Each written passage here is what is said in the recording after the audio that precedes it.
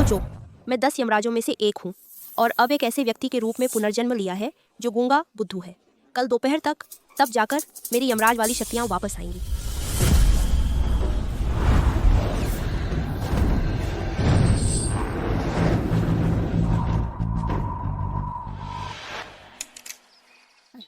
पता है तुम्हें जीवी की उस सास के बारे में बहुत बुरी है वो सच में। बहू से नाराज़ है कि बेटा नहीं हुआ, बड़ा बेटा अभी गया ही है, उसकी सारी जायदाद छोटे को दे दी और उस माँ बेटी दोनों को पुराने घर में धकेल दिया। पिछले दिनों गांव के चौराहे पर बोली कि वो पुराना घर भी वापस ले लेगी। ये तो बहुत बुरा हुआ। हाँ ना, बिल्कुल सही कह रही हो। शांत रहो ज़ियाओलिंग, चाहे कुछ भी हो जाए माँ तुम्हारी हमेशा तुम्हारी रक्षा करेगी।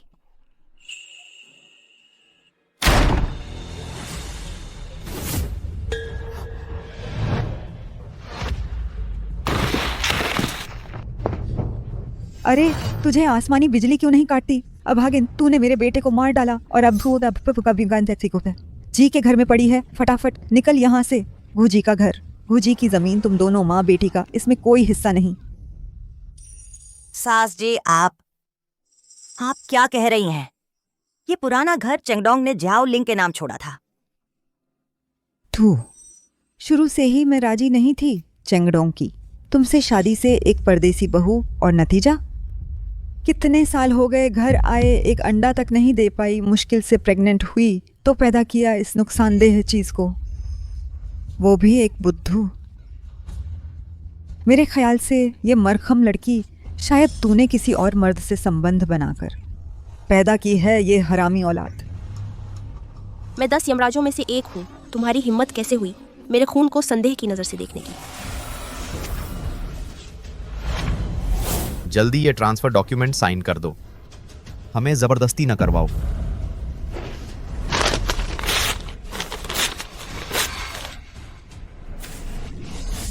मैं साइन नहीं करूंगी। ज़ियाओलिंग पहले से ही कमजोर है। अगर ये पुराना घर भी चला गया तो हमारे पास सिर छुपाने की जगह तक नहीं बचेगी। क्या तुम मुझसे मारने पर तुले हो? तू साइन नहीं करेगी और फिर भी हमारे घर में रहोगी, मैं तुझे मार डालूंगी। मेरे अपनों को चोट पहुंचाना मौत के लायक है। मैं तुझे मार डालूंगी।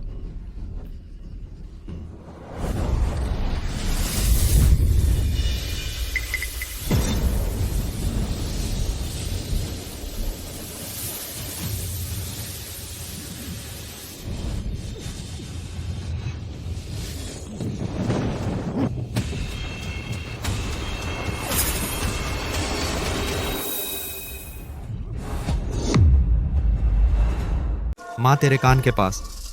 ये बाल कैसे सफेद हो गए? दिन में ही भूतिया हवा चल रही है। मोगरा का पेड़ मुरझा गया। क्या हमने कोई पाप का काम किया है जिससे यमराज नाराज हो गए? बकवास, मेरे बाल सफेद इस अशुभ औरत ने परेशान करके किए हैं। यमराज का इससे क्या लेना देना? और सुनो, गांव में किसी मर्द के मरने पर उसके घर वाले बहू को रखते हैं क्या? बहू लाना वंश चलाने के लिए ही तो होता है। लेकिन तूने तो एक निकम्मी लड़की को जन्म दिया। लुओ झीवेई, तू ये मत सोच कि इस कागज को फाड़ देने से सब ठीक हो जाएगा। यह पुराना घर मेरे प्यारे पोते के लिए है। तुझे जाना ही पड़ेगा। चली जाओ। हम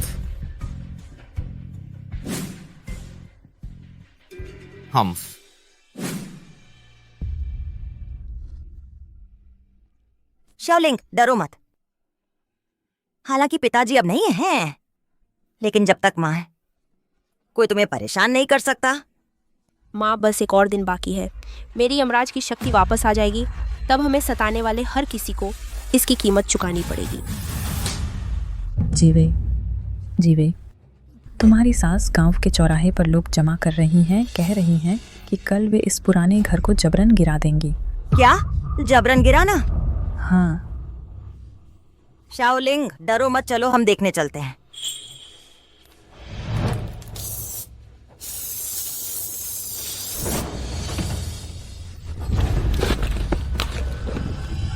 लो जी भाई, हमारे दादा ने कहा है यह घर को परिवार का है।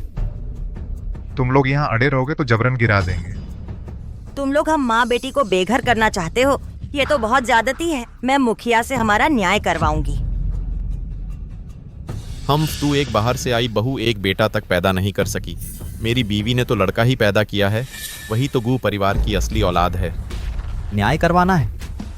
जब तू मर जाएगी तो नीचे यमराज से जाकर अपना न्याय करवा लेना। हाँ हाँ हाँ हाँ। यमराज यहाँ है, तुम सब सजा पाओ।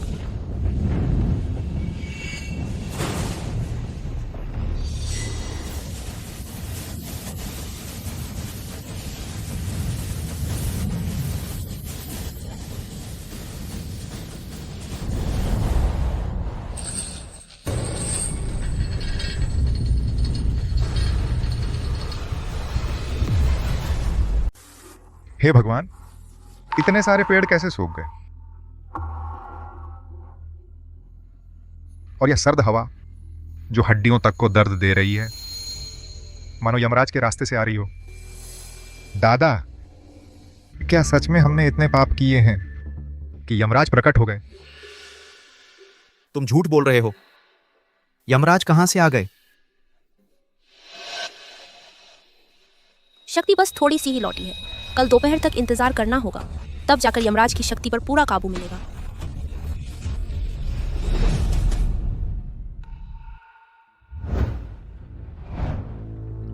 परिवार के सभी बुजुर्गों, हालांकि शाओलिंग लड़की है, लेकिन वह भी गुचा परिवार का ही खून है। चेंगरोंग ने हमारे लिए जो जमीन छोड़ी थी, वह दूसरे भाई ने छीन ली है। अब बस यही पुराना घर बचा है। अगर आखिरी रहने की जगह भी तोड़ दी गई तो क्या यह माँ बेटी को मारने पर तुला नहीं है? ईश्वर की सौगंध, यह तो साफ साफ दबंगई है। भाभी, तुम चाहे यहाँ और भी घुटने टेक लो। सिर फोड़ लो, मेरा घर लेने की सोचना भी मत। तुम यहाँ रो धोकर हमारे गु परिवार के पूर्वजों की शांति भंग कर रही हो। माँ, भाभी के गुस्सा उसी परिवार में आने के बाद से उन्होंने कभी मेहनत में कमी नहीं की। पूरे परिवार का गुजारा, यहाँ तक कि मेरी पढ़ाई का खर्च भी भाभी ने ही उठाया। अभी बड़े भाई गए ही हैं और आप दूसरे भाई के साथ मिलकर खुलेआम यह घर छीन रहे हैं। यह बहुत ज्यादती है। गु चेंगफेंग, तू मेरे पेट से निकला है। मैं बाहर वालों की तरफ कैसे हो गई? पहले मुझे तुझे इतनी पढ़ाई नहीं करवानी चाहिए थी। इतनी उम्र हो गई है, अभी तक शादी नहीं की, और अपनी भाभी के सामने तो बहुत चापलूसी करता है। माँ, तुम क्या बकवास कर रही हो?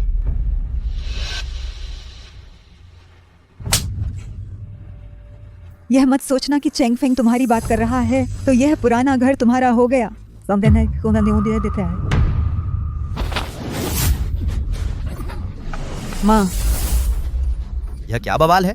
तू यह छोटा खरगोश, तूने अपनी दादी को धक्का देने की हिम्मत की? यह तो सीधा उल्टा कानून है। हाँ, ऐसा कैसे हो सकता है? ये तो बड़ा अनादर है। बहुत ही असम्मानजनक।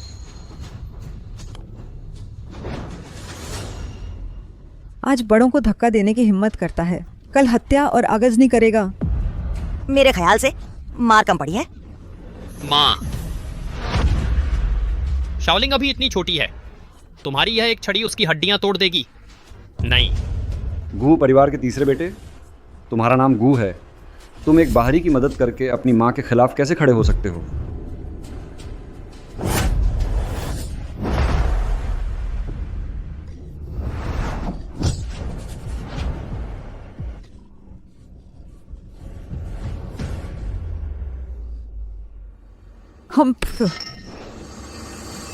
तुम लोग मुझे सताओ, मैं सह सकती हूँ, लेकिन अगर मेरी बेटी को हाथ लगाया तो मैं तुमसे जान की बाजी लगा दूंगी।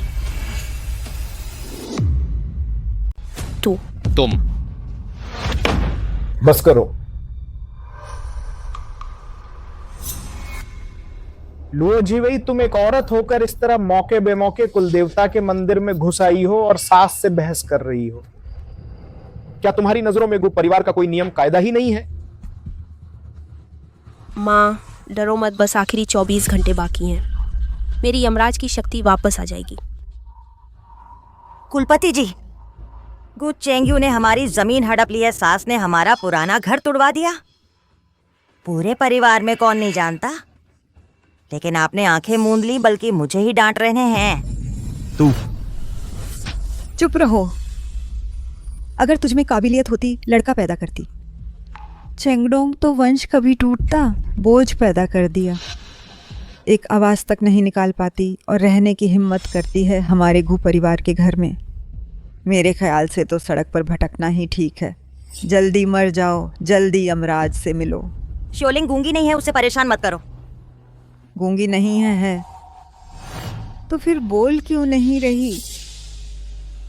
मैं अगर एक कुत्ता भी पालूं तो वो भी 2 बार भौंकता है, लेकिन तुझ जैसा कर्ज पैदा करने वाला पालना तो अनाज बर्बाद करना है।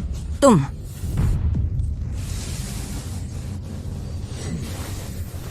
यह कैसी हवा चल रही है?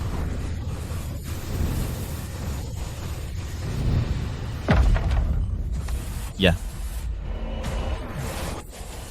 क्या हो रहा है?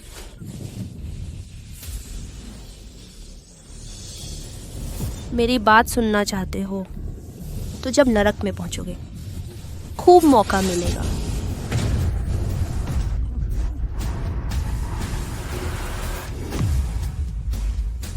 बहुत मौके हैं। श्याओलिंग, तुम बोलने लगी? मेरी श्याओलिंग बोलने लगी।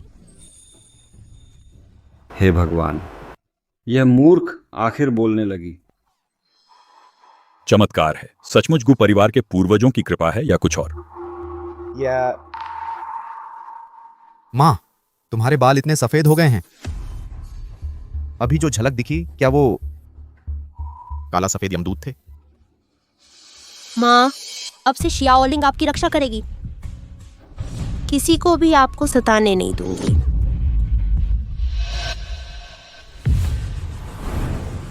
मैं गु शियाओलिंग भले ही एक लड़की हूँ, लेकिन गु उपनाम तो रखती हूँ। यह घर मेरे पिता ने हम माँ बेटी के लिए छोड़ा था। चाहे मामला शहर तक पहुँच जाए, तुम लोग इसे छीन नहीं सकते। कुलपति जी, आप बार बार जी गोद परिवार की जी इज्जत की बात करते हैं, लेकिन परिवार के लोगों को एक विधवा को सताने देते हैं। इंसाफ कहाँ है? क्या यही सम्मान है गु परिवार के पूर्वजों के लिए? धृष्टता, गु श्याओलिंग, तुम्हारी मेरे सामने यह हिम्मत? चेंग्यू के घर तो बेटा पैदा हुआ है, वंशावली में नाम दर्ज है। जब तुम्हारी मां का निधन होगा तो उसके बेटे को ही अंतिम संस्कार करना होगा। तो क्या अब तुम्हारे घर से एक मकान लेने में क्या दिक्कत है? मेरी माँ के अपने बच्चे हैं, उसे किसी और की जरूरत नहीं अंतिम संस्कार के लिए। लेकिन मेरे पिता का छोड़ा यह घर कोई नहीं छीन सकता। तुम पर भरोसा? मेरा बेटा तो पूरे गांव का प्रतिभाशाली है। कॉलेज में दाखिला भी मिल गया और अभी मेडिकल की पढ़ाई कर रहा है। उसका भविष्य उज्जवल है। और तू यह मूर्ख 7 साल की उम्र में बोलना शुरू किया। तुझ में आगे चलकर क्या गुण होगा? मेरी काबिलियत कल दोपहर 12 बजे तुम देख लोगे, तब नरक लोक से। डरना मत। ओ ये बदमाश, तू मुझे डराने की हिम्मत करता है? मेरी बेटी को हाथ मत लगाना। एक बोझ, एक अशुभ। जुबान चलाने से क्या फायदा? सुन ले, मैंने पहले ही चेंग्यू के साथ कंस्ट्रक्शन टीम से बात कर ली है। कल ही लोगों को लेकर आऊंगी, उस पुराने घर को गिरा दूंगी। साल बीतते ही मैं अपने प्यारे पोते के लिए बनवाऊंगी एक शानदार कोठी। तुम लोग मानो या ना मानो, इससे कोई फर्क नहीं पड़ता। मुखिया जी, यह पुराना घर चेंगडोंग ने हमारे लिए छोड़ा था। हमारी एकमात्र शरण स्थली है। साकवा सत्ता साता। अरे जीवी, अरे दोष दो तो बस इस बात का कि तूने ये लड़की पैदा की। चेंग्यू पुराने घर की मरम्मत कर रहा है, पैसा भी लगा रहा है, मेहनत भी। वह भी कुछ हद तक गुल परिवार के लिए योगदान दे रहा है। तुम्हें यहां बेवजह का हंगामा नहीं करना चाहिए। क्या बढ़िया मरम्मत है, क्या बढ़िया योगदान है। ये तो साफ है कि वे चाहते हैं हम माँ बेटी को मार डालें। आप मुखिया होकर न्याय नहीं कर रहे, बल्कि उनका साथ दे रहे हैं। क्या यही न्याय है? लुओ झीवी, मैं तुम्हारे मरे हुए पति की वजह से ही तुमसे अच्छे से समझा रहा हूं। समझदारी दिखाओ। जल्दी से यहां से चले जाओ। झीवी, बुरी खबर है। झीवी, बहुत बुरी खबर है। तुम्हारे घर की बाहरी दीवार किसी ने तोड़ दी है। माँ, तुम लोग घर जबरदस्ती ढाने की हिम्मत कैसे कर सकते हो? ये तो सीधा डकैती है। चेंगफेंग, इस बात से तुम्हारा कोई लेना देना नहीं है। तुम शहर वापस जाओ और अपने काम पर ध्यान दो। सासू माँ, मैं आपसे विनती करती हूँ।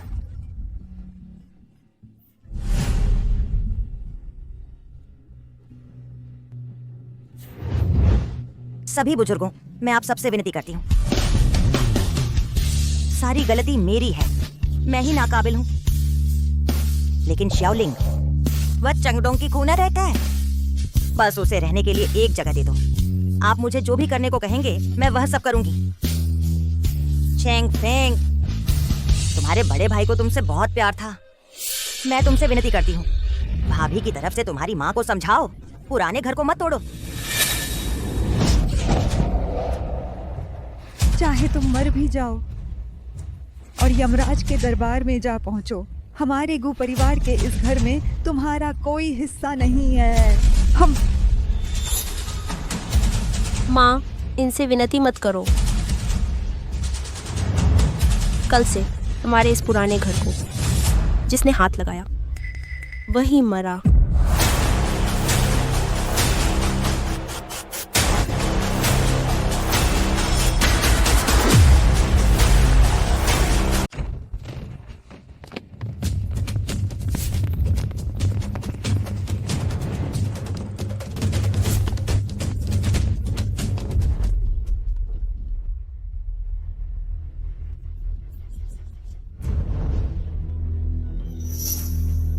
लुओ झीवे, आज तुम्हारी बात सुनने वाला कोई नहीं है।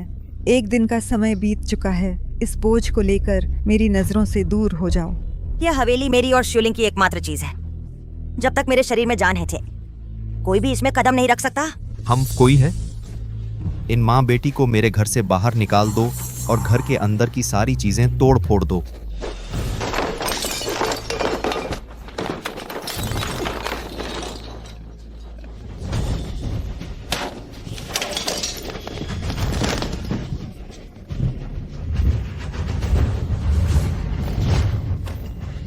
श्योलिंग, भाग जा। समझ में नहीं आता क्या? नीच, मुझे मजबूर कर रहे हो हाथ उठाने के लिए। बस 2 मिनट और तब मेरी यमराज शक्तियाँ वापस आ जाएंगी। नालायक, तुमने कहा था ना कि जो भी इस पुरानी हवेली को हाथ लगाएगा उसकी मौत हो जाएगी। तो मुझे मारकर दिखाओ, सुन लो। चाहे तुम सचमुच के यमराज ही क्यों ना हो, लेकिन हमारे गोश परिवार में तुम्हें भी दबकर रहना होगा।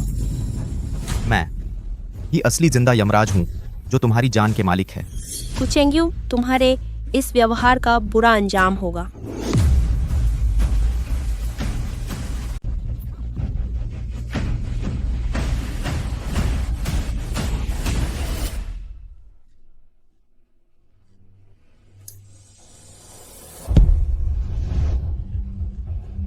मैं तुमसे विनती करती हूँ। शाओलिंग कमजोर है, सड़क पर नहीं रह सकती। तुम लोग इस घर को मत छुओ। नहीं जाओगी है ना? तो फिर मत जाओ। माँ,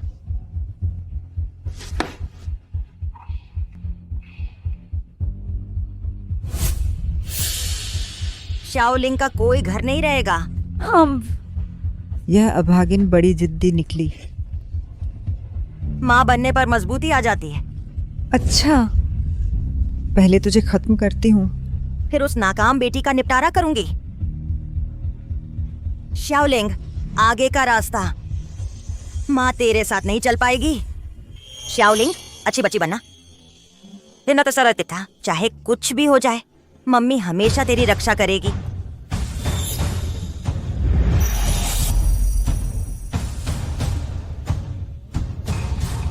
5 सेकंड बाकी है। माँ, मेरा इंतजार करो। आओ शाओलिंग, अंडा खाओ, शरीर को ताकत मिलेगी।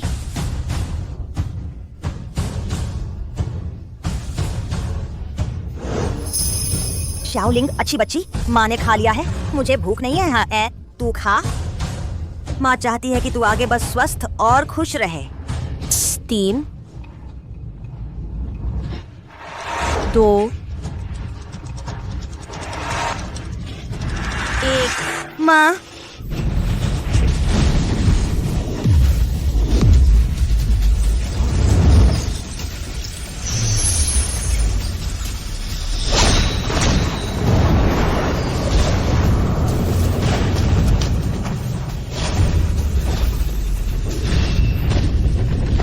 मेरी माँ को हाथ लगाया तो ये देवता तुम्हें सजा देता है, अनंत काल तक मुक्ति न मिले, मरो।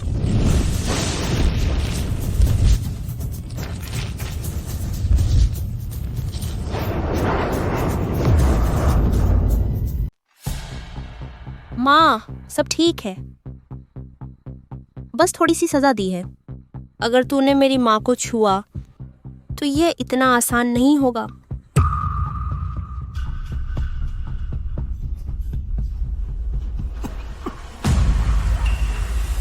गु दादी, गु दूसरे दादा, आप लोग अचानक ही ऐसे कैसे हो गए? मानो जैसे यमराज ने उम्र वापस ले ली हो। कहते हैं यमराज उम्र के मालिक हैं। शायद भूरे परिवार ने बहुत पाप किए हैं, यमराज प्रकट हुए। नहीं हो सकता, यह जरूर कोई भ्रम है। तोड़ना जारी रखो। हमारे पास बस यही घर बचा है। मैं तुमसे विनती करती हूँ, हमें छोड़ दो। यह तुम्हारी मर्जी पर नहीं है, आगे बढ़ो। तुम लोग डर क्यों रहे हो? यह बेकार की चीज, बस 1 सालों से पागल रही नीच लड़की है। इस दुनिया में भूत प्रेत कुछ नहीं होते। अगर वह यमराज होती तो पहले ही प्रकट हो जाती। अब तक इंतजार क्यों करती? हाँ, सही कहा, वह इतने सालों से पागल है। शायद उसे कोई मानसिक बीमारी है। बकवास कर रही है, यह सब भ्रम है। तुम लिंग को छू भी नहीं सकते। वो चेंग्यू,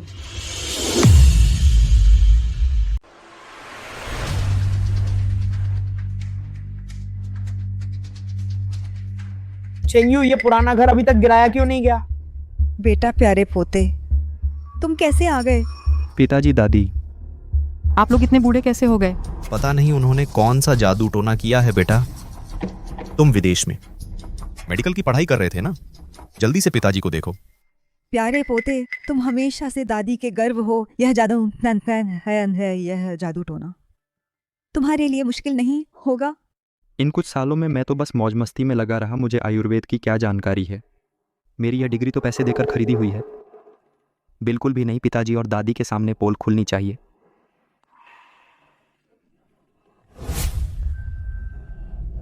पिताजी, आपको तो शायद जहर दिया गया है। हाँ बिल्कुल, जहर ही है। जब मैं वापस जाऊंगा तो आपका इलाज कर दूंगा। अच्छी बात है, मैं और तुम्हारी दादी सोच रहे थे इस पुराने घर को वापस लेकर एक नया बंगला बनवाएं ताकि तुम्हारी शादी हो सके, लेकिन हमने सोचा नहीं था कि वे हमें जहर दे देंगे। मुखिया जी, आपको हमारे लिए न्याय करना होगा। जहर? बस यह तुम्हारे अपने कर्मों का फल है। देखिए मुखिया जी, वह तो बस नाटक कर रही है। मुखिया जी, हम माँ बेटी बस इसी पुराने घर में रह गए हैं। इसे गिराया नहीं जा सकता। कृपया हमारा न्याय करें। अरे, सब तो एक ही परिवार के हैं ना। एक का भला तो सबका भला। दूसरे घर वालों का अगर भला होगा तो तुम्हारा घर भी अच्छा हो जाएगा ना। तो फिर हम कहाँ रहें? चाची, संयोग से मेरे पिताजी के वो लकड़ी के शेड खाली पड़े हैं, क्यों ना वहीं चले जाओ। तुम एक विधवा हो, एक बच्चे के साथ इतने बड़े पुराने घर में रहने की क्या ज़रूरत है? वह जगह तो हर तरफ से खुली हुई है। अभी मौसम ठंडा है, उसमें रहना तो मुश्किल ही है। माँ, इन लोगों से मिन्नत करने की जरूरत नहीं। यह और वो लोग साथ मिलकर षड्यंत्र कर रहे हैं। यह न्याय कैसे करेगा? धृष्टता, क्या यही है तुम्हारा बड़ों के साथ व्यवहार? तुम्हें शिष्टाचार की जरा भी समझ नहीं है। कुल के नियमों के अनुसार मुखिया का अपमान करने पर 50 कोड़े लगने चाहिए। लाओ इसे। वह तो 7 साल की बच्ची है।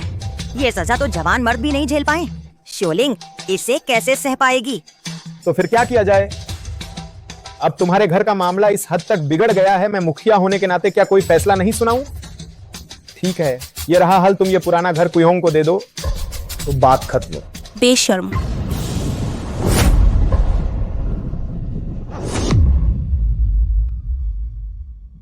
मेरी माँ से माफी मांगो। इसके बाद फिर कभी हमारी शांति भंग नहीं करना, वरना आज की बात इतनी आसानी से नहीं निपटेंगे। क्या सच में वो यमराज है? डर कैसा? ये पुराना घर अशुभ है, इसे गिरा दो, ये जगह तभी शुद्ध होगी। आधा हुआ है। तो फिर उनकी चाल को ही आगे बढ़ाते हैं, इस तरह जमीन भी मिल जाएगी। जुरोंग, तुम बाहर दुनिया देख कर आए हो, तुम ही कोई उपाय सोचो, ये समस्या कैसे सुलझेगी?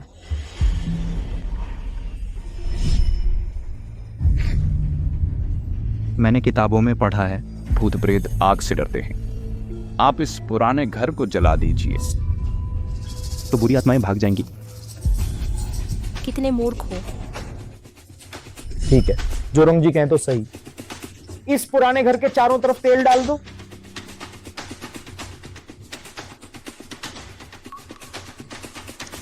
नहीं जलाना, तुम इसे नहीं जला सकते। ये तुम्हारे हाथ में नहीं है। आज तुम में से कोई भी इस घर को हाथ नहीं लगा सकता। तू एक 7 साल का बच्चा है, ढोंग क्यों कर रहे हो? सच में लगता है तू यमराज है? ये क्यों नहीं जल रहा? हर बार ऐसा लगता है कोई मेरी पीठ पर सवार व्यस जो इसे बुझा देता है। क्या सच में कोई भूत है? ये क्या हो रहा है? क्या सचमुच भूत प्रेत होते हैं? यमराज, यमराज जान लेने आया है। तुम लोग क्यों डर रहे हो? मैंने अपनी आधी से ज्यादा जिंदगी देख ली है। ऐसा क्या है जो मैंने नहीं देखा? इस दुनिया में भूत प्रेत कुछ नहीं होते। जरूर कोई आने वाला है, जल्दी जाकर देखो कौन है। आप कौन हैं?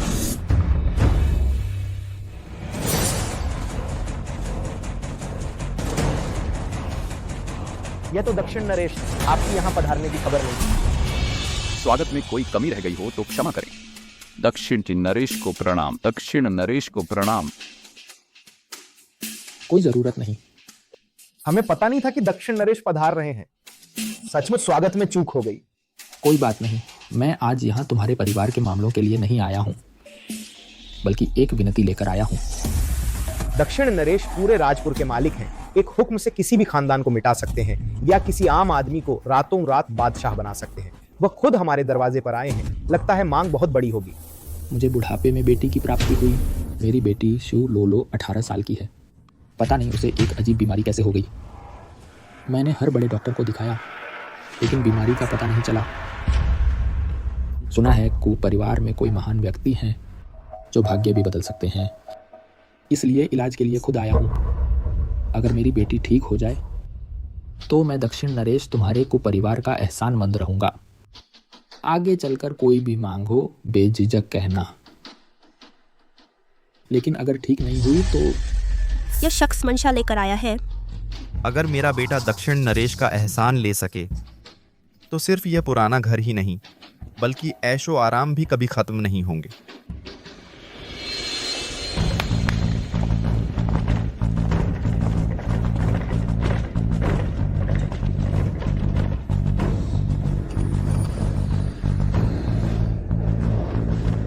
यह मेरी बेटी लोलो है।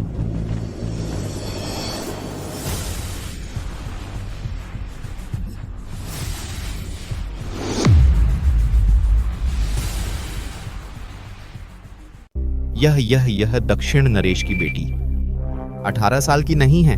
कैसे इतनी बूढ़ी कैसे हो गई? पता नहीं दक्षिण नरेश। किसे ढूंढ रहे हैं? कौन से महारथी?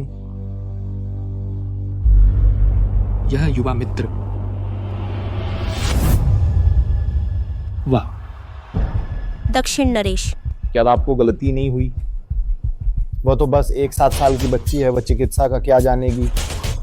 मेरा यह प्यारा पोता विदेश से पढ़कर आया है, देश विदेश की चिकित्सा जानता है। उसे ही आपकी बेटी का इलाज करने दीजिए। क्या आप मेरे फैसले पर सवाल उठा रहे हैं? नहीं। नहीं नहीं, बस यकुतिया। वह एक बच्ची है, अगर कुछ गलत हो गया तो मेरा बेटा क्या करेगा? उसे सीमा का पता है। एक बार आजमा कर देखें। मैं तो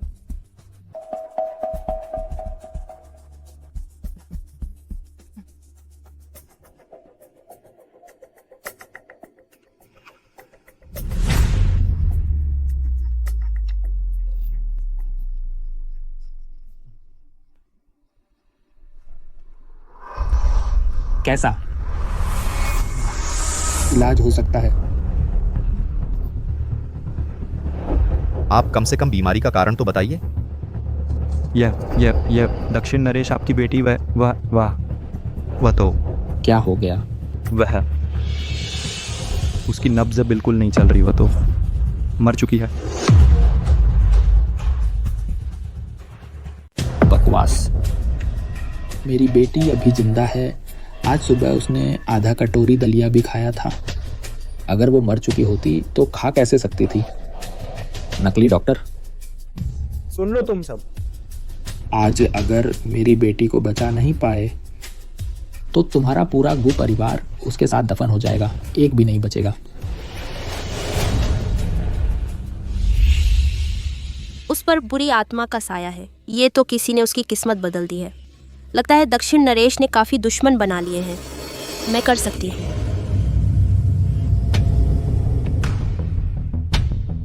तुम्हें यकीन है कि ठीक कर सकती हो? अगर मैं नहीं कर सकती तो इस दुनिया में कोई और नहीं कर सकता। ठीक है, पर जैसा मैंने कहा था, अगर तुम मेरी बेटी को ठीक कर दो तो ठीक है, लेकिन अगर नहीं ठीक कर पाई या कुछ गड़बड़ हुई तो वो परिवार के सब मर जाएंगे और तुम भी मरोगी। अरे निकम्मी, तुझे कुछ आता है भी? अगर तूने हमारे परिवार को मुसीबत में डाला तो तुझे भी दफन कर दूंगी। मैं ये बूढ़ी औरत मरकर भी तुझसे बदला लेगी। पूछना चाहूंगी दक्षिण नरेश, क्या आपकी बेटी ने कभी एक बूढ़ी औरत की जान बचाई थी? ये बात सिर्फ मैं और लोलो जानते हैं। उसे ये कैसे पता चला?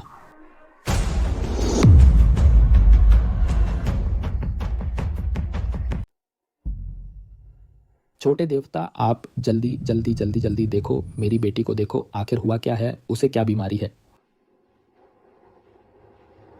उसे कोई बीमारी नहीं है। बीमारी नहीं? बीमारी नहीं तो मेरी बेटी ऐसी कैसी दिख रही है? मैं दक्षिण नरेश हूँ, हर जगह घूमा हूँ। ऐसा क्या नज़ारा है जो मैंने नहीं देखा?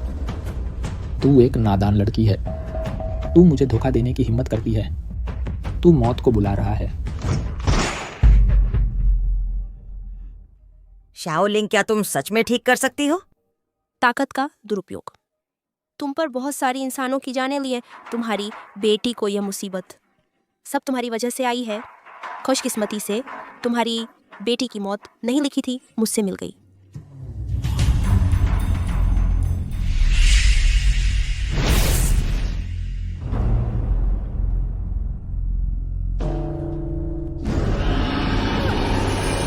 लोलो, लोलो, तुमने मेरी बेटी के साथ क्या किया? लोलो, लोलो, लोलो, लोलो, लोलो, लोलो।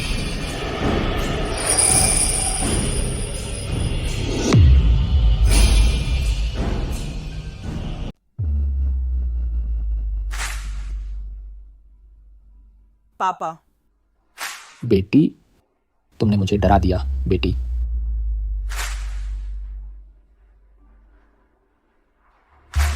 लो लो।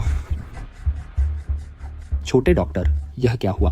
लेकिन मामला अभी खत्म नहीं हुआ है। उसकी आत्मा शरीर में लौट आई है, लेकिन उसके शरीर में बुरी आत्मा अभी भी है। और अब सिर्फ एक अगरबत्ती जलने का समय बचा है। छोटे डॉक्टर, जल्दी कोई उपाय सोचो, मेरी बेटी को बचाओ। शाओलिंग, माँ, मुझ पर विश्वास करो।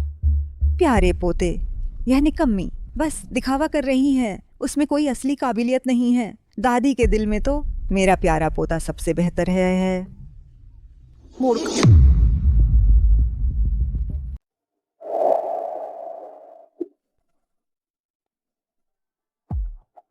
लो लो।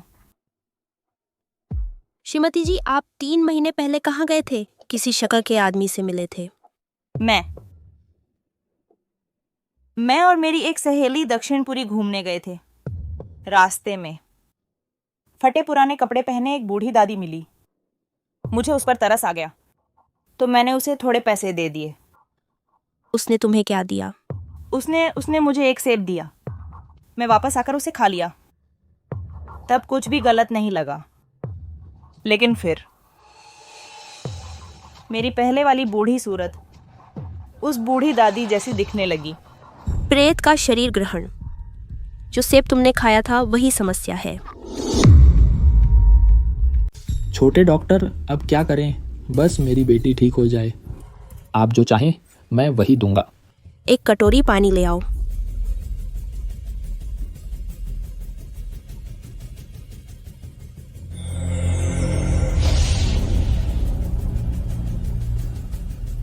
यह पानी पी लो। तुम्हें बहुत तकलीफ होगी, लेकिन तुम्हें जरूर डटे रहना होगा। सफल होगा या नहीं, यह तुम्हारे भाग्य पर निर्भर भाग्य पर निर्भर है यह। ठीक है।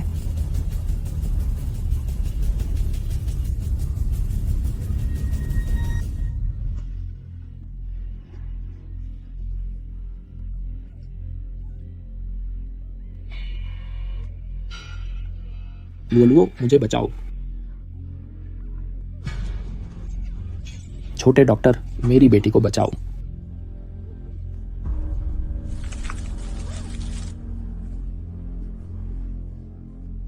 प्रेत का शरीर ग्रहण करने वाला माध्यम हटा दिया गया है। 3 दिनों में तुम्हारा शरीर धीरे धीरे ठीक हो जाएगा। लेकिन क्या? दक्षिण नरेश, आपकी बेटी को यह संकट आपके ही कर्मों का फल है। आप एक क्षेत्र के शासक तो हैं, लेकिन जिद्दी और अहंकारी हैं, काम जल्दबाजी में करते हैं। आप पर बहुत हत्याओं का पाप है, इसीलिए इसका फल आपकी संतान को भुगतना पड़ रहा है। छोटे डॉक्टर गुजी, आपकी बात सही है। मैं बहुत देर से ऊंचे पद पर बैठा हूं, अपनी जड़ें भूल गया हूं। आपका सबक सही है। आगे से मैं नेक काम करूंगा, पुण्य कमाऊंगा, खूब दान पुण्य करूंगा। मेरी जान बचाने के लिए धन्यवाद छोटे डॉक्टर गुजी। सचमुच इस छोटे बदमाश ने ठीक कर दिया। छोटे डॉक्टर गुजी, आपका यह महान उपकार मैं दक्षिण नरेश हमेशा याद रखूंगा। आज से कोई भी मामला हो, छोटे डॉक्टर गुजी के एक इशारे पर मेरा दक्षिण नरेश महल पूरी मदद करेगा।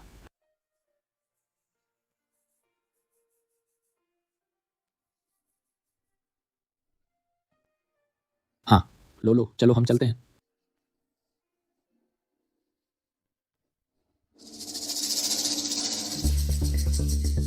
आज से दूसरे घराने को वंशावली से निकाला जाता है। गुजुरुंग और गुचेंग्यू मरने के बाद गु परिवार की पैतृक कब्रगाह में नहीं आ सकते।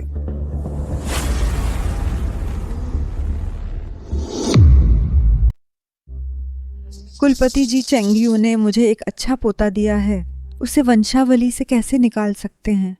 नहीं कुलपति जी, ऐसा मत कीजिए। अगर आप हमें गुट परिवार से निकाल देंगे तो जूरोंग का भविष्य। क्या होगा गुजुरोंग? तुम लोगों ने उसे क्या बना दिया है? कुछ सीखा नहीं, आज हमारे गु परिवार का सिर शर्म से झुक गया। तो मेरे प्यारे पोते को जो जमीन और प्रॉपर्टी मिली थी वो तो ले जाने देंगे ना? प्रॉपर्टी इन कुछ सालों में तुमने बड़े घर की संपत्ति हड़प ली, क्या वो कम थी? जाओ ये सारी संपत्ति वापस बड़े घर को लौटा दो। और चेंग डोंग के घर वाली ने हमें एक बोझ पैदा कर दिया, उसका मैं क्या करूं? अरे कुलपति जी, मैं तो अभी लौटा हूँ, इस सब से मेरा कोई लेना देना नहीं है। ये सब मेरे पिता और दादी ने किया है, आप उन्हें गु परिवार से निकाल दीजिए, लेकिन मुझे मत निकालिए। तू कितना कृतघ्न है। इन सालों में मैंने तेरी पढ़ाई पर इतना पैसा खर्च किया और तू हमें ये बदला चुकाता है। अगर तुम नहीं होते जो जूलोलो का इलाज करने पर जोर देते तो क्या हम इस हालात में पहुंचते? जब तक सच में मुसीबत नहीं आती, इंसान अपनी गलती नहीं समझ पाता।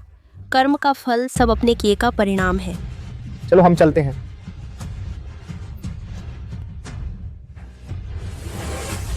माँ, अब से गु परिवार में कोई तुम्हें परेशान नहीं करेगा। स्वामी, क्या तुम आसमान से ये सब देख रहे हो? तुम्हारी बेटी ने नाम रोशन किया है, अब वो माँ की रक्षा कर सकती है।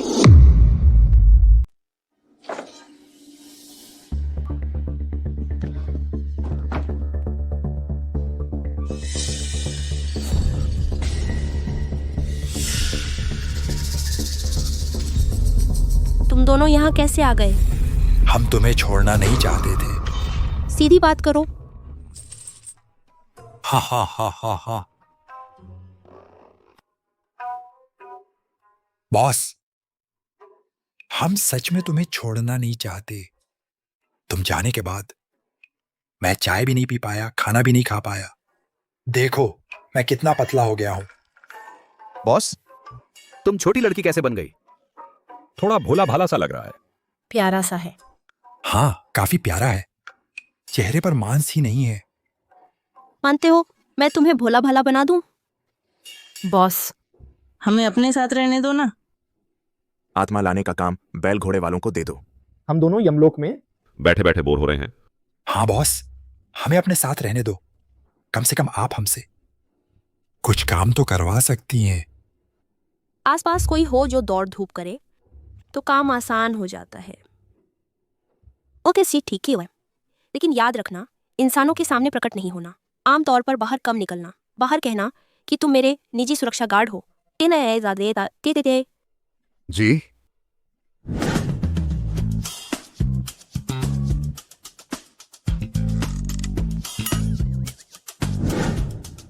अरे वाह, कई सालों बाद इंसानों की दुनिया में आए हैं। काफी बदलाव हो गया है। कैसा लगा बॉस? ठीक है ना?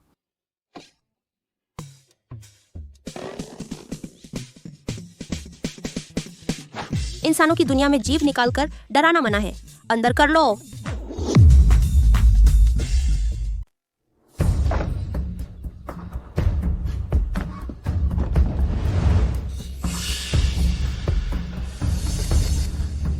माँ, रास्ता छोड़ो।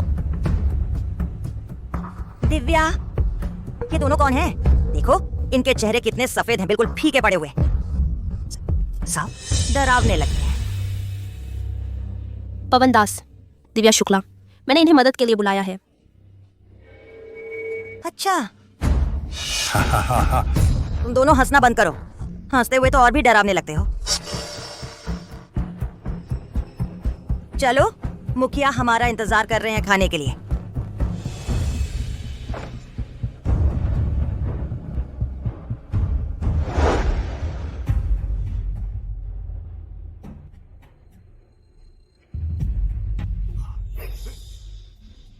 दिव्या, ये दोनों सज्जन कौन है?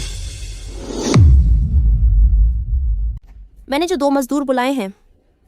अरे, शाओलिंग की नजर ही कुछ और है। बुलाए हुए मजदूर भी इतने खास हैं। हाँ हाँ हाँ। अरे जीवी, शाओलिंग, तुम लोग ऊपर बैठो। आओ आओ आओ आओ।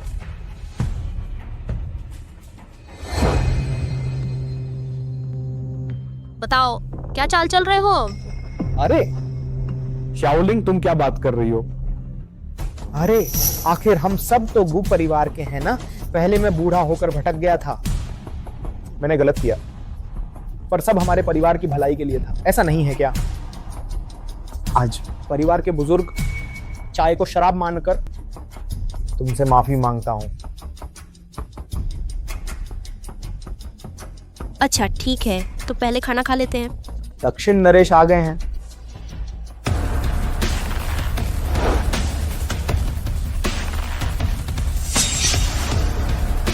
छोटी गु हकीम, मैं इस बार खास तुम्हें बुलाने आया हूँ। दक्षिण नरेश, आपने मुझे किस मामले में बुलाया है? छोटे डॉक्टर साहब, मैं भी किसी के कहने पर आया हूँ। आपसे एक काम के लिए बाहर निकलने की गुजारिश है। एक बार समुद्रपुर। समुद्रपुर? छोटे डॉक्टर साहब, चिंता मत कीजिए, आप सभी का सफर का खर्च हम उठाएंगे। सेवा पूरी मेहनत से करेंगे, और इनाम की बात है तो उसकी तो चिंता ही ना करें।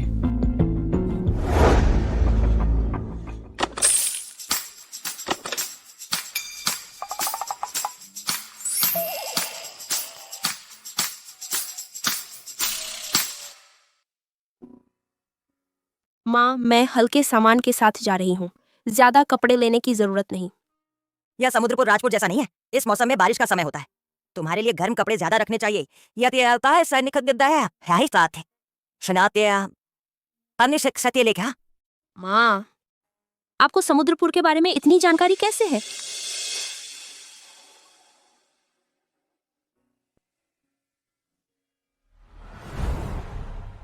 दरअसल तुम्हारे नाना समुद्रपुर के रहने वाले थे। माँ ने उस समय तुम्हारे पिता के साथ रहने के लिए अपने मायके वालों से नाता तोड़ लिया। कई सालों से कोई संपर्क नहीं रहा। माँ, इस मौके का फायदा उठाएं, आप भी मेरे साथ चलें। सच? सच में? कहीं मैं बोझ तो नहीं बनूंगी? मैडम चिंता ना करें, हम दोनों भाई पूरे सफर में सुरक्षा देंगे। और देखिए ना, सफर का खर्च मालिक उठाएगा। मैडम आपको इसकी चिंता करने की जरूरत नहीं। मैंने कब कहा था कि तुम्हें साथ ले जाऊंगी? अरे बॉस, हम जा रहे हैं तो मैडम की देखभाल के लिए ही। हाँ ना, समुद्रपुर वहां तो कितने स्वादिष्ट व्यंजन हैं, मैंने तो कभी खाए ही नहीं। हे। ये दोनों मस्करे, इन्हें साथ लेने का वादा करके पछता रही।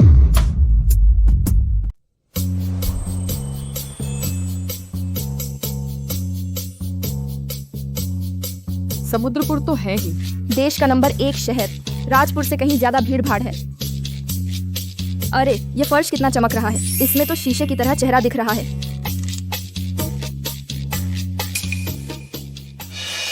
ये देखो कहां से आ गए ये गंवार। तुम लोग अपॉइंटमेंट है क्या? हमें दक्षिण नरेश ने बुलाया है। अपॉइंटमेंट की क्या जरूरत है?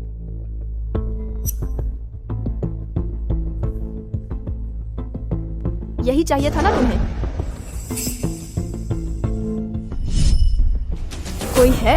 इन लोगों को बाहर निकालो। किसकी हिम्मत?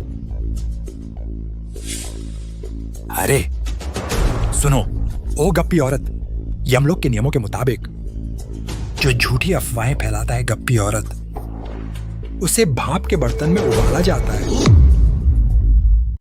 हाँ, फिर ठंडा होने के बाद मानव रूप में डाला जाता है और बार बार पिघला कर डाला जाता है। तुम लोगों की हिम्मत तो देखो।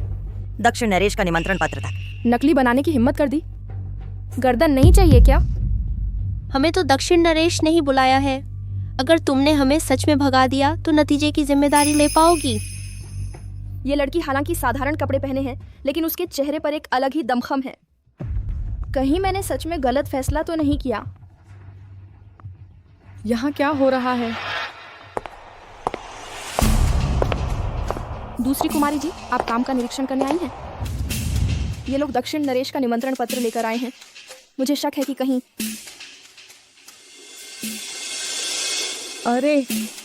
अरे ये तो लुओ जीवेई। तुम तो किसी आवारा मर्द के साथ भाग गई थी, पिताजी से रिश्ता तोड़कर। अब वो आवारा मर गया तो पूरे परिवार समेत भीख मांगने आई हो क्या? अरे तू कौन है? तू हमारी मालकिन के सामने ऐसी बात करने की हिम्मत करता है? मैं तुझे बता दूं, अरे जहां काम से काम निकल सके वहां बातें कम करो। इन अभिमानी लोगों को सबक सिखाओ। लुओ जीवेई, तूने मेरे ऊपर हाथ उठाने के लिए अपने नौकरों को हुक्म दिया? पवन, दिव्या, जल्दबाजी मत करो, वह मेरी बहन है। दूसरी बेटी, यह औरत कौन है? लुओ जीवेई, अपनी शान बढ़ाना बंद कर। हमारे लुओ परिवार में तेरे जैसी पेट से होकर भाग जाने वाली, कुल की बदनामी करने वाली कोई नहीं है। माँ, अगर हमारा क्लाइंट लुओ परिवार है तो हमारी यह यात्रा जारी रखने की जरूरत नहीं है। चलो हम चलते हैं। रुको, तुम्हें लगता है यह वो जगह है जहां तुम चाहो आ जाओ और चाहो चले जाओ? बस करो लुओ जीव, मैं तुम्हें अपनी सगी बहन समझकर तुमसे पेश नहीं आ रही। क्या तुम हमें तंग करना चाहती हो? यहाँ इतनी गंदगी की बदबू क्यों आ रही है? इसने न सिर्फ यहाँ की हवा को गंदा किया है, बल्कि फर्श भी गंदी कर दी है। क्यों ना तुम लोग मेरे जूते चाट कर साफ कर दो, फिर जाना। तुम लोगों ने मेरे जूते चाट कर साफ करो, फिर जाना। तुम क्या कह रही हो? इंसानी बात समझ में नहीं आती, मजाक हो। तू एक छोटी सी हरामजादी, तू मुझ पर हाथ उठाने की हिम्मत करती है? कोई है? जोर से मारो। रुको। पिताजी। पिताजी, लुओ जीवे इस हरामजादी को लेकर यहाँ तंग करने आई है। दक्षिण नरेश द्वारा भेजे गए राजपुर के छोटे चमत्कारी डॉक्टर, तुम ही वो छोटी लड़की हो? माँ, चलो हम राजपुर वापस चलते हैं। जीवे, यही है तुम्हारी बेटी की परवरिश। बिल्कुल तहजीब नहीं है। तुम लायक नहीं हो। तुम लायक नहीं हो।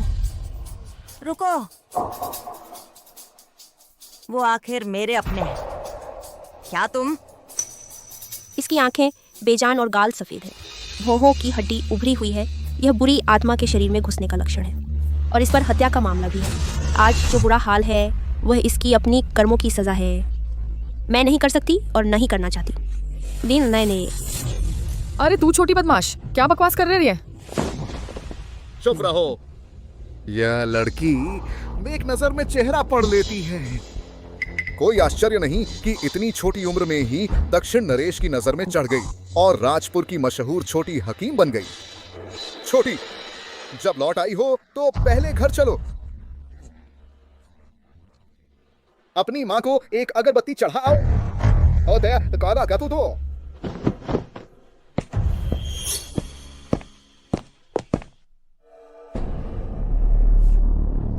पापा, वह हरामजादी उतनी मशहूर नहीं है जितनी बाहर बताया जाता है। मेरे ख्याल से बस एक मुफ्तखोर ठग है। छोटी, जल्दी से बच्चे को लेकर अंदर आओ। छोटी, जल्दी से नाना जी को प्रणाम करो। बेटी, जब हम एक परिवार हैं तो औपचारिक बातें नहीं करेंगे और सौ की तरह तो आसानी से भी दे। मैंने दक्षिण नरेश से अनुरोध किया था ताकि छोटी की मदद की जा सके उसके बांझपन का इलाज करने में। मैं अपनी माँ के सम्मान के लिए मदद करूंगी, लेकिन काम औपचारिक तरीके से होगा। लुओ परिवार की वो संपत्ति जो मेरी माँ की थी, बिना कमी के वापस मिलनी चाहिए। सपने देखना बंद करो। पापा, मेरा कहना सही निकला। ये लोग तो बस जायदाद के पीछे आए हैं।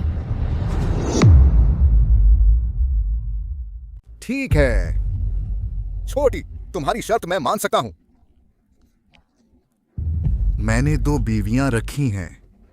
जीवी की वो जायदाद, वो तो उसकी मां ने ही उसके लिए छोड़ी थी।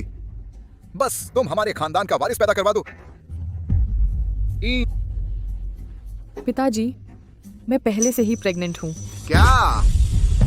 तुम्हें कब से पता है? सुमित मिश्रा को पता है? सुमित मिश्रा वो उल्टा बहू, उसे क्यों बताना? ये बच्चा सिर्फ मेरा है।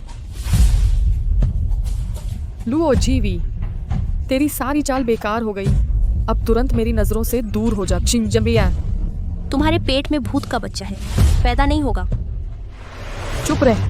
तू बाप के बिना पैदा हुई हरामजादी। तू मेरे बेटे को बद्दुआ देने की हिम्मत करती है। छोटी का मतलब वो नहीं था। मैंने गलत नहीं देखा।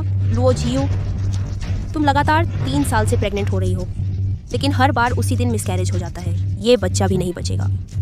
इसके पीछे जो पाप और कर्ज है वो तुम मुझसे बेहतर जानती हो।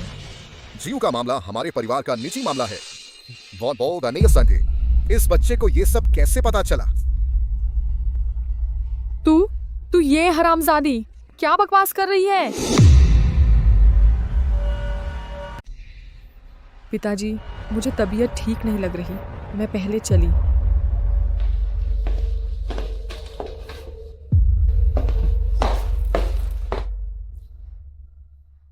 छोटी, मैंने उस समय घर वालों की तय शादी ठुकरा दी थी। तेरे पिता के साथ राजपुर शादी करने चली गई। लो परिवार मुझसे नाराज है, ये मैं समझ सकती हूँ। लो जीव, मेरी सौतेली बहन है। आखिर वह मेरा अपना खून तो है। छोटी, मेरी खातिर क्या तू लो परिवार की मदद कर सकती है? माँ, लो झीव पर बहुत भारी पाप है। मैं बस अपनी तरफ से पूरी कोशिश करूंगी। कैसा पाप? बेटी, तू आजकल जो बातें करती है वो मुझे जी नहीं आती। बीबी जी, अरे आज तो दिन भर की दौड़ लग गई और फिर लो परिवार ने पूरा दिन परेशान किया। चलो हम अच्छे से आराम करने चलते हैं, कल का काम भी बहुत जरूरी है। ही बीबी जी, जल्दी आराम कर लेना।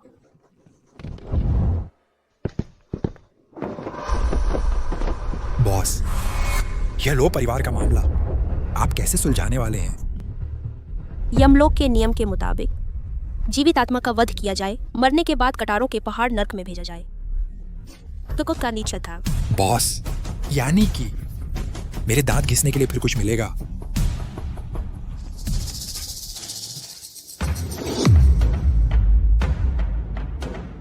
सुमित, देखो मेरा ये पेट, क्या कल के मुकाबले आज थोड़ा और बड़ा नहीं लग रहा?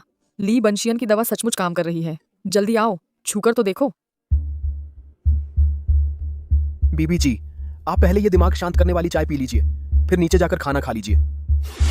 निकम्मा, बेकार आदमी, हमेशा मुर्दे जैसा चेहरा बनाए रहता है, दिन भर मुंह लटकाए क्यों रहता है?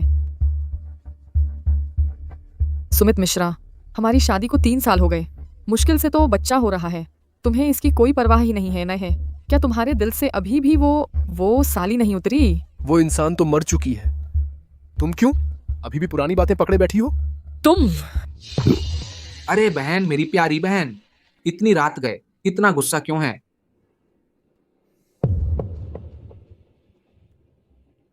तू तो लुओ परिवार का एक गोद लिया हुआ बेटा भर है, तू मुझे बहन कैसे कह सकता है? छोटी बहन, तू ऐसा बोलकर हमारे रिश्ते में दूरी ला रही है। मैंने तो सुना है लुओ जीवेई अपने बच्चे के साथ वापस आ गई है। वो खास तौर पर तेरी मदद करने आई है। तुम्हारी यहाँ कोई जरूरत नहीं है, नीचे जाओ।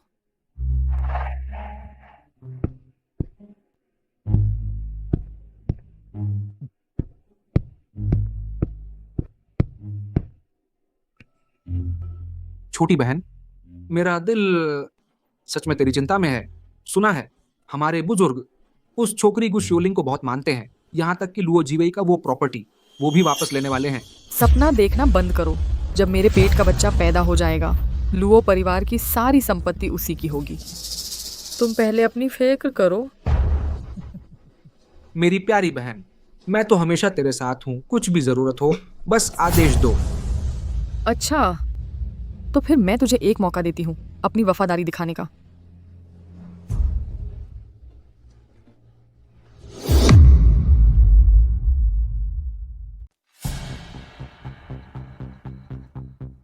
वह सोने और जेड से जरा चाय का सेट मैंने उसे खास तौर पर विदेश से लाकर पिताजी को भेंट किया था। वह अचानक गायब कैसे हो गया? कहीं ऐसा तो नहीं कि तुम नौकरों में से किसी ने कोई गड़बड़ी की है और कुछ गलत सोचा है?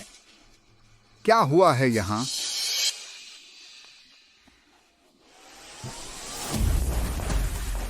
सुबह सुबह ही नाटक शुरू हो गया। यह लुओ परिवार दिन ब दिन और दिलचस्प होता जा रहा है। मुझ में इतनी हिम्मत कहाँ? बड़े भैया, कल अंदर के हॉल में सिर्फ बड़ी बहन अपने बच्चे को लेकर पूजा करने गई थी। शायद पिताजी, मैं भले ही गरीबी में रह रही हूँ, खासकर घर की चीज तो बिल्कुल नहीं। यह जरूरी नहीं है, भले ही तुम्हारे मन में ऐसा कुछ ना हो, लेकिन क्या तुम गारंटी दे सकती हो कि तुम्हारे साथ आए लोगों के मन में भी ऐसा कुछ नहीं है? नैमिया? हाँ दीदी, हालांकि तुम्हारे लुओ परिवार छोड़ने के बाद ही पिताजी ने मुझे गोद लिया था और हमारा साथ ज्यादा दिनों का नहीं है, लेकिन मुझे तुम पर पूरा भरोसा है। पर वह जेड का बर्तन वाकई बहुत कीमती है। चलो ऐसा करते हैं, मुझे कुछ लोगों के साथ तुम्हारे कमरे में तलाशी लेने दो, कैसा रहेगा? अरे नादान, तू क्या करने की सोच रहा है? ढूंढने की जरूरत नहीं, वह चाय का सेट मेरी माँ के शयन कक्ष में है। अगर किसी पर दोष मरना ही है तो बहाना तो मिल ही जाएगा। क्योंकि आपके लुओ परिवार ने हमारा स्वागत नहीं किया तो हम चले जाते हैं। बस एक चाय का सेट है, इसमें छानबीन करने जैसी क्या बात है? जी वे, तुम लुओ परिवार में ही रहो, मैं देखता हूँ कौन अनान कहने की हिम्मत करता है। वो कितनी रहते तुम दिया वह मरी ही। पिताजी, आपकी दया के लिए धन्यवाद। मुझे थोड़ा अपमान सह लेने में कोई बात नहीं, लेकिन मैं शाओलिंग को अपने साथ। शाओलिंग, चलो हम चलते हैं। रुको, लुओ जीवेई, एक बार इस घर से निकल गई तो वापस मत आना। बस डर ये है कि तुम उस वक्त रो रोकर मुझे वापस बुलाओगी। छोटी दुष्ट, क्या सपना देख रही है? मैं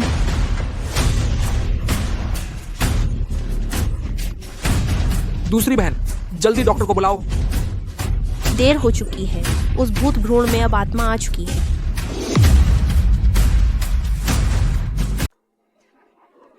मेरा पेट। छोटी बहन, तुम ठीक तो हो ना? बहुत देर हो चुकी है। उस भूत बच्चे में अब आत्मा आ चुकी है। सुमित, तुम्हारा मतलब क्या है? क्या कोई उपाय बचा है? ये भूत बच्चा बहुत जल्दी बड़ा हो जाएगा और जन्म लेते ही अपनी माँ को खा जाएगा। पिताजी, मुझे उसकी मदद नहीं चाहिए। जल्दी जल्दी जाकर सुमित मिश्रा को बुलाओ। बाबा जी ली को लेकर आओ, वे मेरी मदद करेंगे। चलो चलते हैं। धीरे धीरे चलो। माँ, ऐसा नहीं है कि मैं मदद नहीं कर रही। यह उसकी अपनी करने का फल है।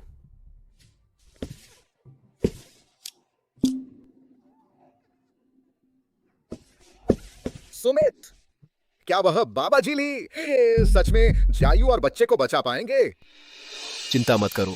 जायू के गर्भवती होने के बाद से हमेशा बाबा जी ली ने ही उसकी देखभाल की है। इस बार भी सब ठीक हो जाएगा।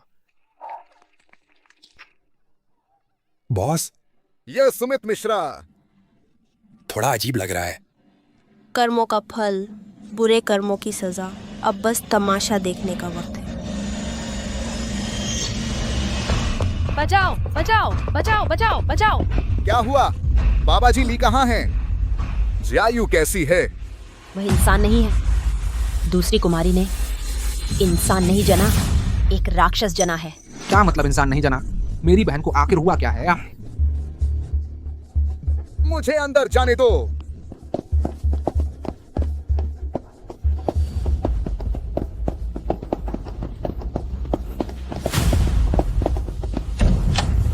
जायू,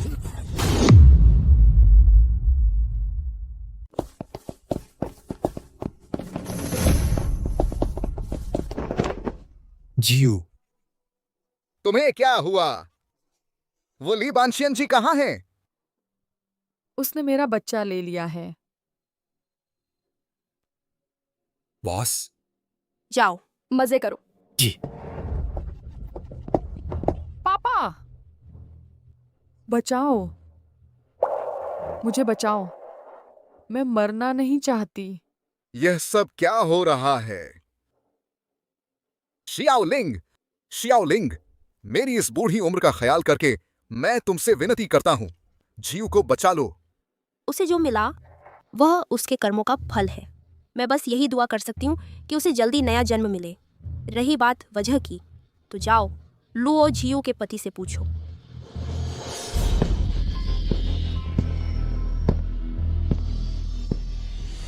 कर्मों का फल। लुआ जियो वकुतिया, लानत है उस कर्म के फल पर।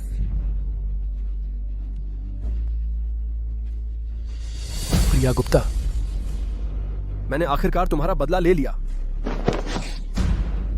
अच्छा, तुम हो जिसने जीव को फंसाया। मैं तुमसे बदला लूंगा। बदला? बदला लेना है तो लुआ जियो को मुझसे बदला लेना चाहिए।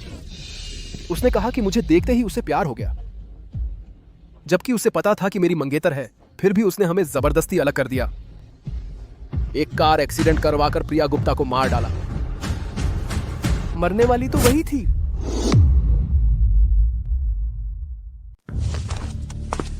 बाबा, शाओलिंग, जियू वाकई। लुओ जियो की आत्मा नष्ट हो चुकी है। अब कुछ नहीं किया जा सकता। पाप, पाप है। ये मामला अभी खत्म नहीं हुआ है। तुमने उस ढोंगी साधु के साथ मिलकर माँ के शरीर का इस्तेमाल करके दुष्ट शक्तियां इकट्ठा की, एक भूतिया भ्रूण पाला। कभी इसके नतीजों के बारे में सोचा? कोई फर्क नहीं पड़ता। मैंने ली बैंशियन से वादा किया था, चाहे मेरी आत्मा बिखर जाए और मैं फिर कभी इंसान न बनूं, मैं अपनी प्रिया गुप्ता का बदला लेकर रहूंगा।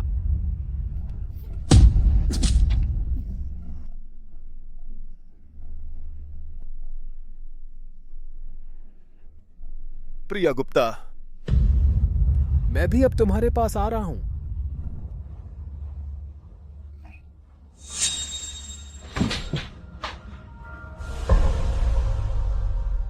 क्या शानदार नजारा है, कुत्ते कुत्ते में लड़ाई। लुओ जी यू का तो खात्मा हो गया, अब बस तुम माँ बेटी बच्ची हो।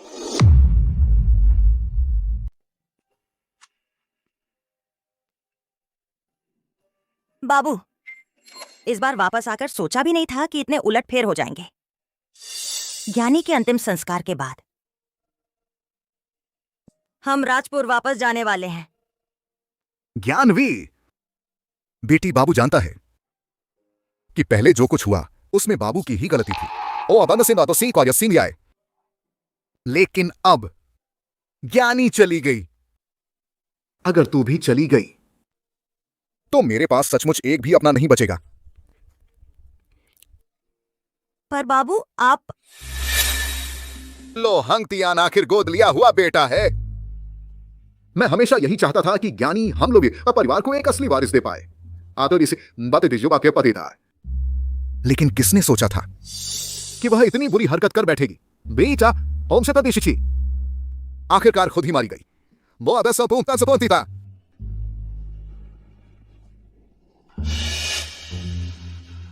मैंने फैसला कर लिया है,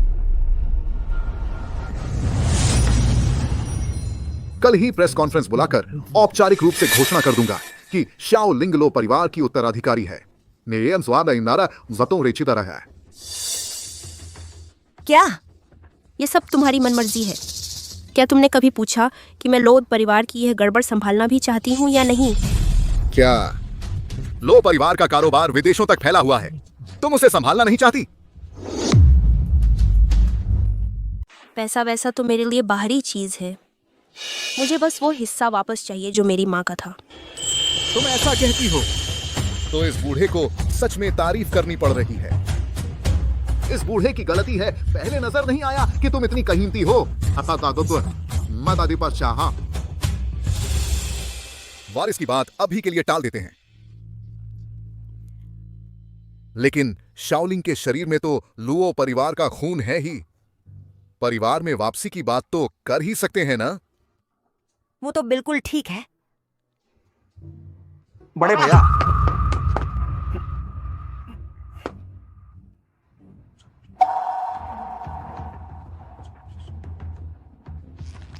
और क्या?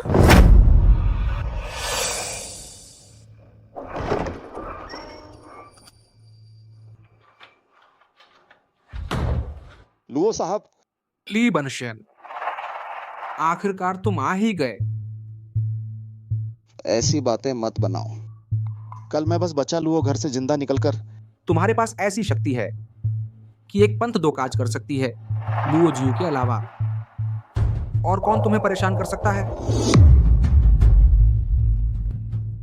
अरे वो गू नाम की लड़की, उसकी आखिर पहचान क्या है? और उसके दो अंगरक्षक, एक काला एक सफेद, बहुत ताकतवर हैं। अगर मैंने पहले से प्लान ना बनाया होता तो मैं उनके हाथों हार जाता। तुम्हारे जैसे तरीकों से भी नहीं संभाल पाए? नहीं, अब मेरी पहचान खुल गई है। मुझे समुद्रपुर इलाका छोड़ना होगा, दूर जाकर छिपना होगा। ली बंशियन, अब हम दोनों एक ही नाव के सवार हैं। बुजुर्ग श्री लुओ ने पत्रकारों से घोषणा की है कि गु शियाओलिंग वापस आकर अपने पूर्वजों से जुड़े। क्या यह साफ नहीं कि वह वारिस बनने आ रही है? तुम उसे मेरे लिए खत्म कर दो। दोगुनी फैस।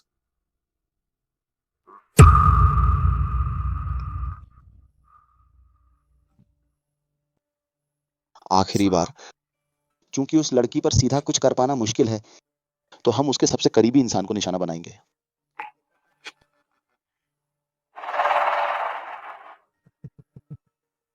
कहा ना तुम ही होली बंशियन तरीका ढूंढ लिया।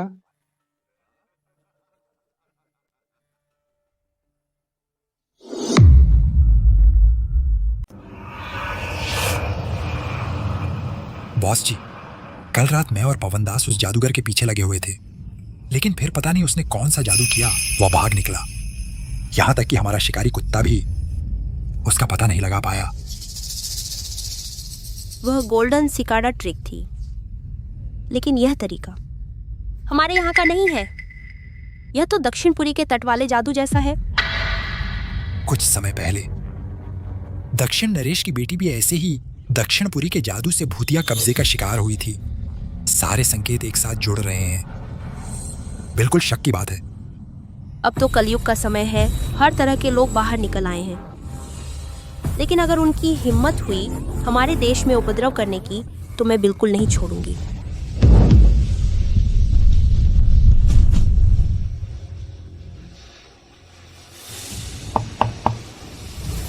कौन है?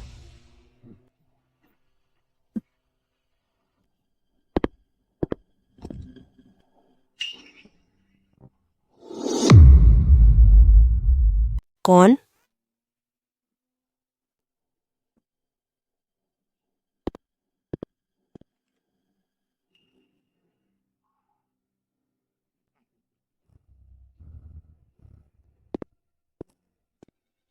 नाना जी।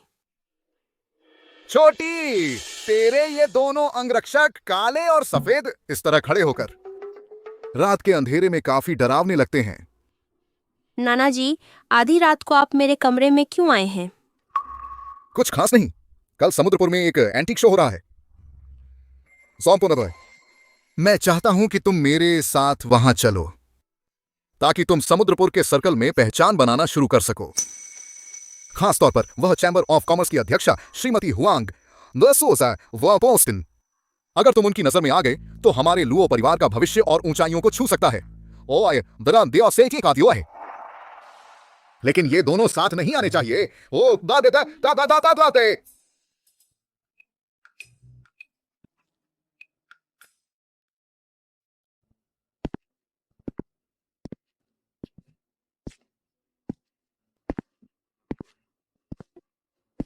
आज का ये एंटीक शो अध्यक्षा हुआंग ने ही आयोजित किया है। हर जगह के बड़े कलेक्टर आए हुए हैं।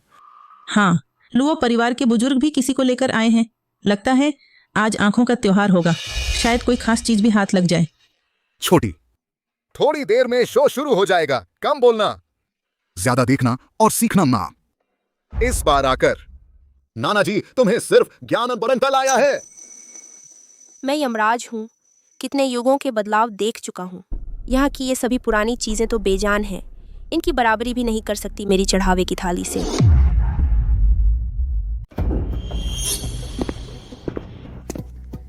दोस्तों, यह बुद्ध का सिर बिल्कुल बेहतरीन नमूना है। लो जी, लगता है इस बार आपकी नजर चूक गई।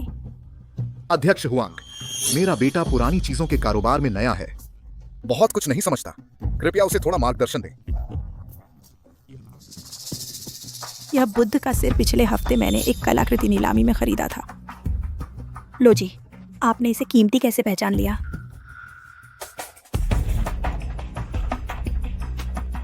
दोस्तों, ध्यान से देखिए।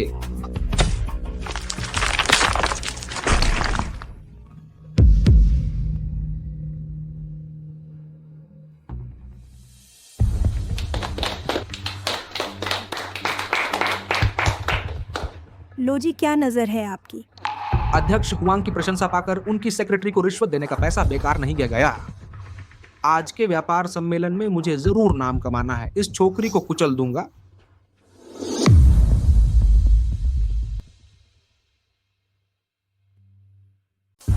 गु शाओलिंग कैसा लगा? आगे कोई भी बात समझना आए तो मुझसे कभी भी पूछ लेना। ये तो बहुत आसान काम है। हास्यास्पद। छोकरी, कैसे भी देखो मैं तुम्हारा बड़ा हूं, चाहे तुम्हें कुछ इलाज करने के तरीके आते हों। लेकिन यह पुरानी चीजों का कारोबार अनुभव और नजर की बात है। तुम तो एक नासमझ छोकरी हो, क्या इतना घमंड करने की जरूरत है? शाओलिंग पुरानी चीजों के कारोबार में बड़े छोटे का बहुत ख्याल रखा जाता है। पद तो अतीत है। यहाँ मौजूद सभी इस क्षेत्र के टॉप कलेक्टर हैं।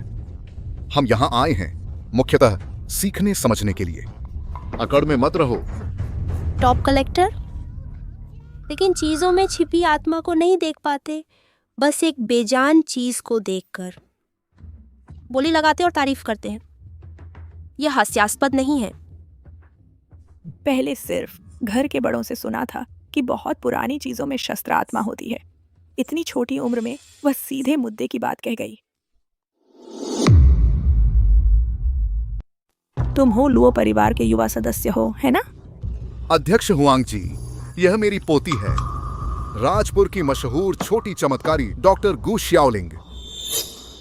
श्याओलिंग, तुम्हारी नजर में इस मंच पर कोई दिलचस्प चीज दिख रही है?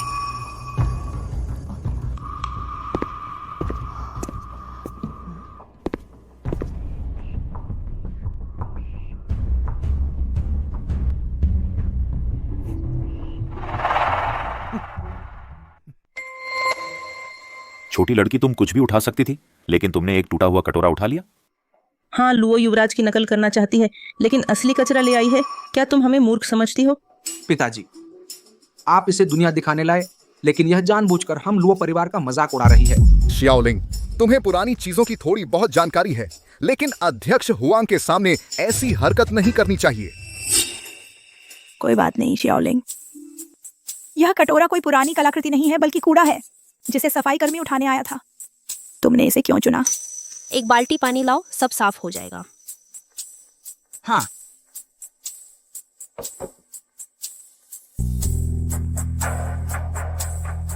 श्याओलिंग, तुम क्या करने जा रही हो? पिताजी, उसे लग रहा है कि उसका झूठ पकड़ा गया है, इसलिए यह कटोरा तोड़ देगी। गु श्याओलिंग, यह समुद्रपुर चैम्बर ऑफ कॉमर्स है। तुम्हारी मनमानी करने की जगह नहीं, गलती करो तो मान लो। चलो मेरे साथ अध्यक्ष हुआंग जी से माफी मांगो। हम लुओ परिवार की शान को ठेस मत पहुंचाओ। मूर्ख, ध्यान से देखो। रक्त से अनुबंध विचार से आह्वान, सदियों की धूल हटो। आज फिर से प्रकट हो सोने जड़ित पोर्सिलेन कटोरा। तुम्हारी आत्मा कहाँ है?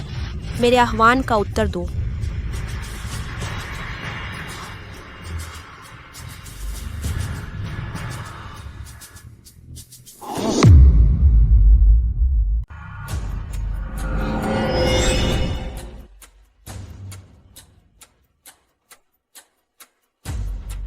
अरे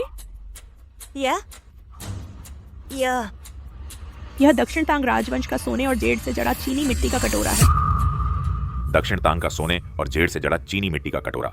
इसे हमेशा संग्रहालय में संरक्षित रखा गया था। बाद में चोरों ने इसे चुरा लिया और यह गायब हो गया।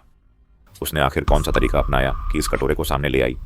कोई खास तरीका नहीं, मैंने बस जेड कटोरे की शस्त्र आत्मा को जगा दिया। क्या शस्त्र आत्मा? गु श्याओलिंग, तुम हमेशा अजीब-ओ-गरीब बातें करती रहती हो। क्या बकवास बोल रही हो? यहाँ मौजूद सभी लोग मशहूर कलेक्टर और बड़े लोग हैं। तुम पूछो। इनमें से कौन जानता है शस्त्र आत्मा क्या होती है? श्रीलो, अगर ज्ञान कम है तो किताबें पढ़ा करो। प्राचीन काल से ही कारीगर जब कोई चीज़ बनाते हैं तो उसमें अपनी पूरी मेहनत और दिल लगा देते हैं। बहुत सी पुरानी वस्तुएं समय, युद्ध और उथल पुथल से गुजरती हैं। ऐसी वस्तुओं में शस्त्र आत्मा जागृत होने की संभावना ज्यादा होती है, यानी पुरानी वस्तु को भी आत्मा मिल जाती है। अध्यक्ष हुआंग का ज्ञान वाकई विशाल है। हम सब आपके प्रशंसक हैं। असली कमाल मेरा नहीं, इस छोटी लड़की का है। डॉक्टर गो, राजपुर में आपकी कार्यशैली के बारे में मैंने सुना था, लेकिन मुझे उम्मीद नहीं थी कि आपको वस्तुओं की आत्मा जगाने का भी हुनर आता है। मैं वाकई प्रभावित हूँ। कृपया मेरा यह अभिवादन स्वीकार करें। अध्यक्ष हुआंग, ऐसा मत कीजिए। मैं थी। श्री लो, चिंता न करें। आपके लो परिवार में श्याओलिंग जैसी प्रतिभा है। समुद्रपुर चैम्बर ऑफ कॉमर्स के 30% शेयर बिल्कुल कोई समस्या नहीं है। अध्यक्ष हुआंग का बहुत धन्यवाद। लेकिन मेरी एक और विनती है। डॉक्टर गू की मदद चाहिए। पहली मुलाकात में ही मैंने देखा आपके माथे पर अशुभ छाया है। शायद परिवार के कारण? आपने ठीक कहा। कृपया डॉक्टर गू, मेरी बेटी की जान बचाइए।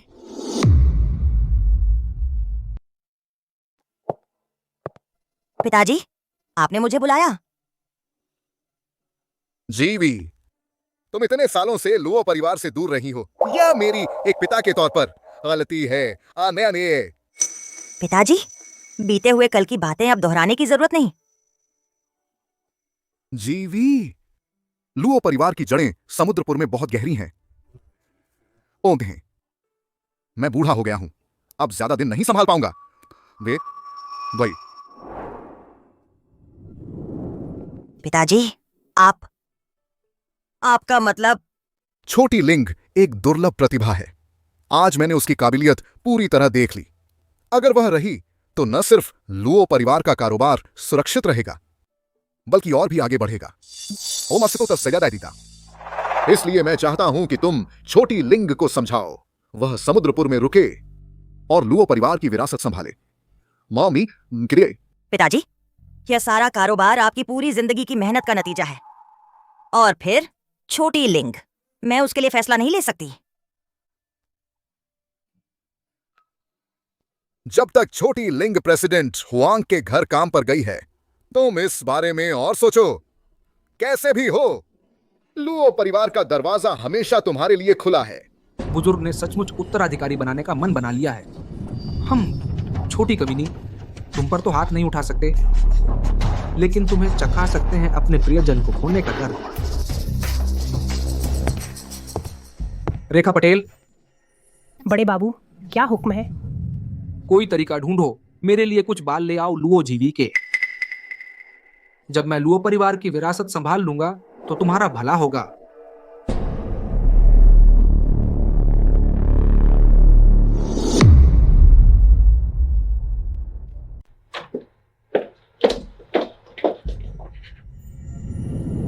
कुमारी जी, छोटी डॉक्टर जी आ गई हैं। चले जाओ, सब चले जाओ। जिया, छोटी डॉक्टर जी बहुत काबिल हैं, वो तुम्हारी जरूर मदद करेंगी। नहीं, मैं इस हालत में किससे मिलूं? तुम इन्हें भेज दो, सब चले जाओ। बॉस, इस लड़की के शरीर से किसी राक्षस की महक आ रही है और वो महक उसकी अपनी महक के साथ पूरी तरह मिल गई है। अध्यक्ष जी, मैं जानना चाहती हूँ कि आपकी बेटी के साथ आखिर हुआ क्या है। छोटी डॉक्टर जी, चलिए एकांत में बात करते हैं।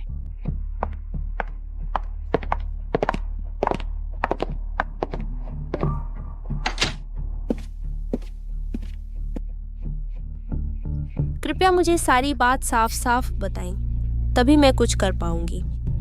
दरअसल मेरी बेटी पहले ऐसी नहीं थी जैसी अब दिखती है। मतलब? ये जिया की बचपन की तस्वीर है।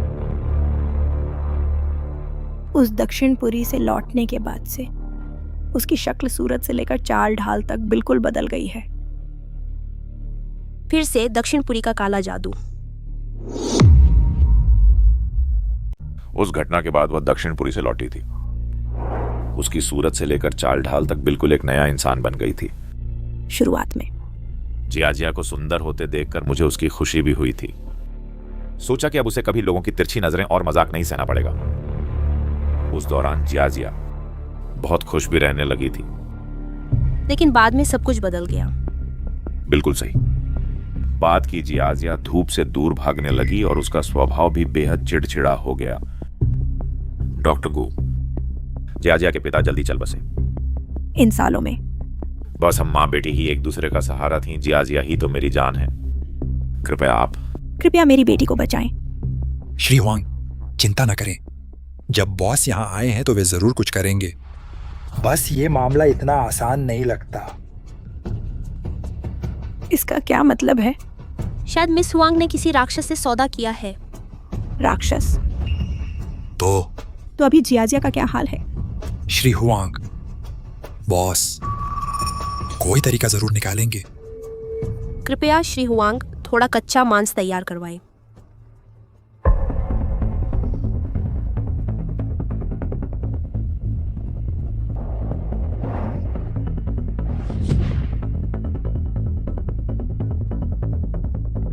डॉक्टर गू, क्या इससे काम चलेगा?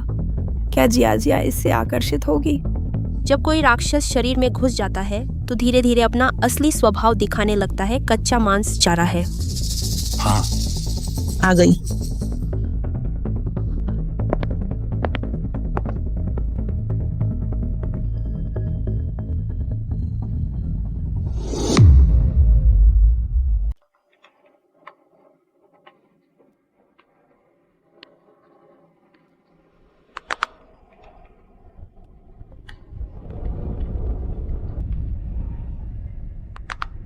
जिया, मेरी जिया तुम ऐसी कैसे हो गई? पवन दास, दिव्या शुक्ला। यमलोक का आदेश है, श्रृंखला सीमा निर्धारित करेगी। यमदूत यहाँ है, दुष्ट आत्मा बच नहीं सकती। श्रृंखला मार्गदर्शक हो, धरती पर मंत्र अंकित हो, यह लोक और परलोक अलग हो जाएं। मंत्र सक्रिय हो।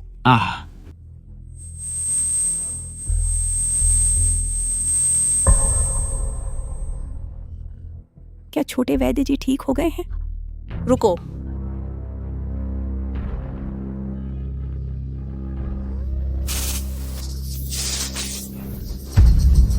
जिया नहीं है, जिया लिया। दुष्ट प्राणी, मैंने सोचा तेरी साधना आसान नहीं थी, तुझे जीवन दान देने का विचार किया था, लेकिन तूने मौत को दावत दी।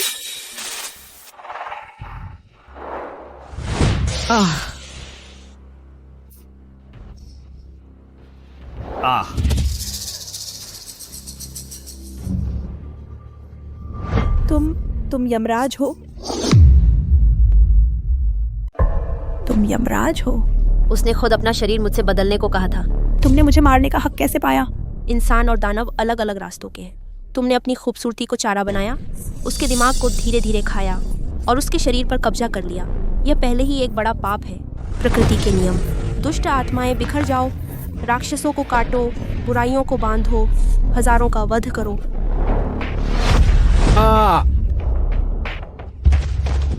जिया, वह ठीक है, एक रात आराम करने के बाद।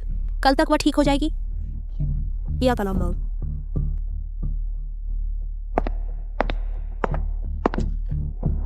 डॉक्टर गू, तुम आ गई?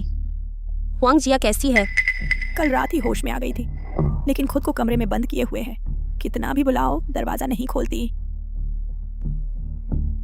तुम दोनों ऊपर जाकर देखो।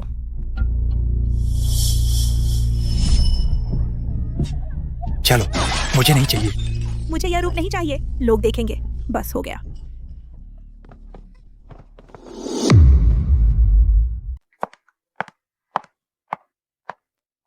ये मैं नहीं हूं।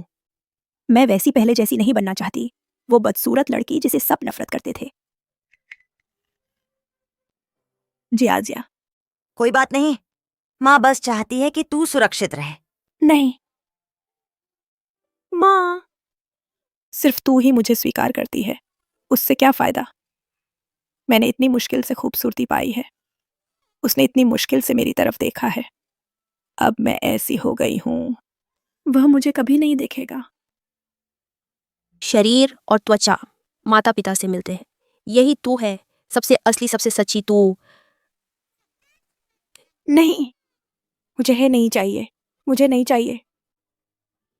जिया, अगर तू मर गई तो क्या तूने माँ की जान जोखिम में डालकर तुझे जन्म दिया, उसका मोल चुकाया? क्या तूने इतने सालों मेरे संघर्ष और मेहनत से तुझे पालने का मोल चुकाया? क्या ये बाहरी रूप तुझे अपनी जान देने लायक है?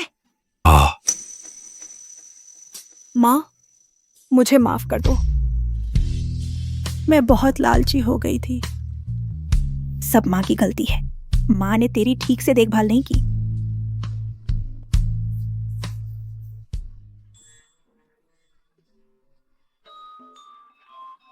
क्या कर रहे हो तुम? भावुक कर देने वाला। भावुक क्या, बकवास। तू भावुक हो रहा है? रो रहा है जैसे मातम मना रहा हो। कुछ शर्म कर। चलो भागो यहां से। हुआंग जिया, तुमने लोमड़ी यक्ष के साथ सौदा कैसे किया? हुआंग जिया, तुमने उस लोमड़ी यक्ष के साथ सौदा कैसे किया? पहले मैं दक्षिणपुरी घूमने गई थी। किसी ने मुझे एक वेबसाइट दी। मेरी पूजा करो, मुझे सुंदर बनाओ।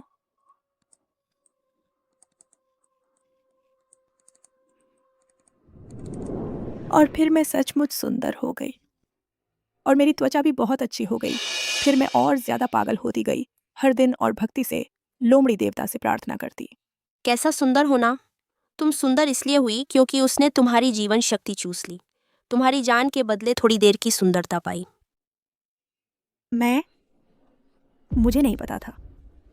मैं तो बस थोड़ी और सुंदर बनना चाहती थी, ताकि वह मुझ पर एक बार फिर नजर डाल पाता। जो तुम्हें सच्चे दिल से चाहता है वो सिर्फ बाहरी रूप क्यों देखेगा? खासकर झूठे सपनों में जीने के बजाय इस मौके को इंसानों के दिल को समझने में लगाओ। तो डॉक्टर गुजी, क्या आप मेरी एक बार फिर मदद कर सकती हैं?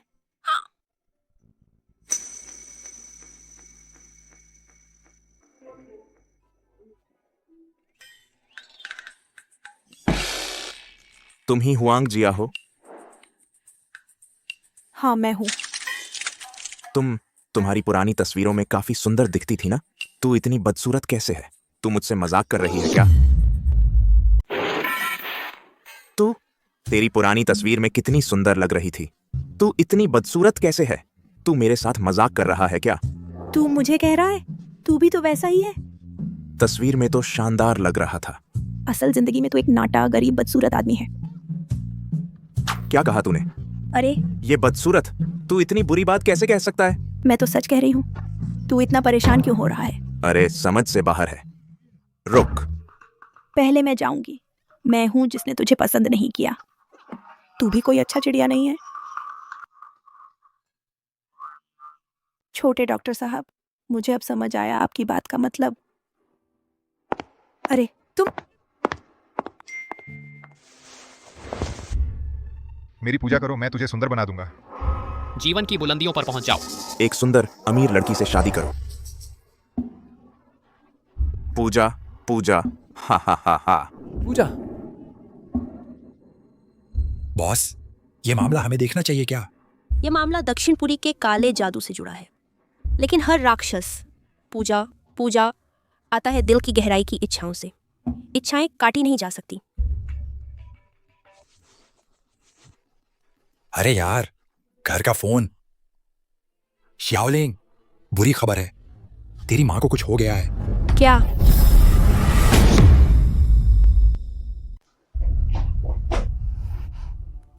माँ, मैं तो घर से सिर्फ 2 दिन के लिए निकली थी। नाना जी, आखिर हुआ क्या है? मुझे भी नहीं पता क्या हुआ। सुबह खाना खाते वक्त तो ठीक थी, अचानक बेहोश हो गई। डॉक्टर को बुलाया गया, पता नहीं क्या वजह है। स्थिर है। नाना जी, आप पहले बाहर जाइए।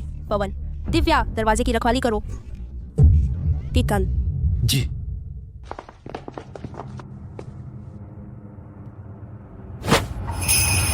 सप्तर्षि, प्रेतलोक का मार्ग दिखाओ। आदेश सुनो, असली रूप दिखाओ।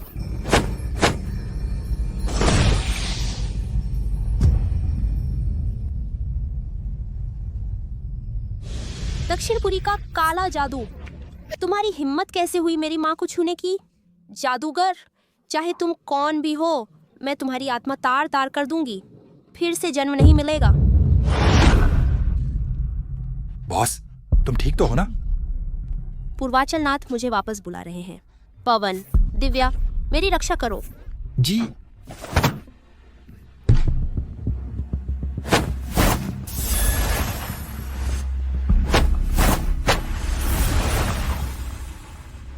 पूर्वाचल नाथ को प्रणाम। तुम इंसानी दुनिया में कष्ट सहने गई हो, लेकिन तुम्हारी असली आत्मा अभी भी प्रेतलोक में है। बार बार दैवीय शक्तियों का इस्तेमाल तुम्हारे इंसानी शरीर को जल्दी खत्म कर देगा।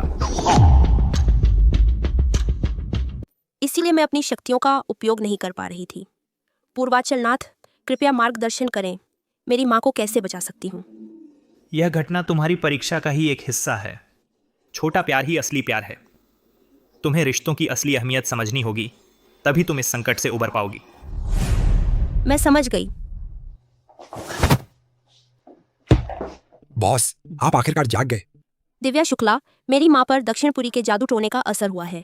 तुम आसपास के सभी भूत प्रेतों को इकट्ठा करो और उसका पीछा करो।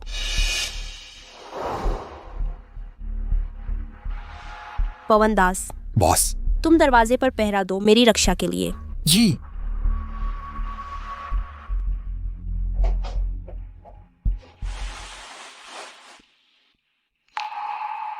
माँ, मैं आ गई हूँ।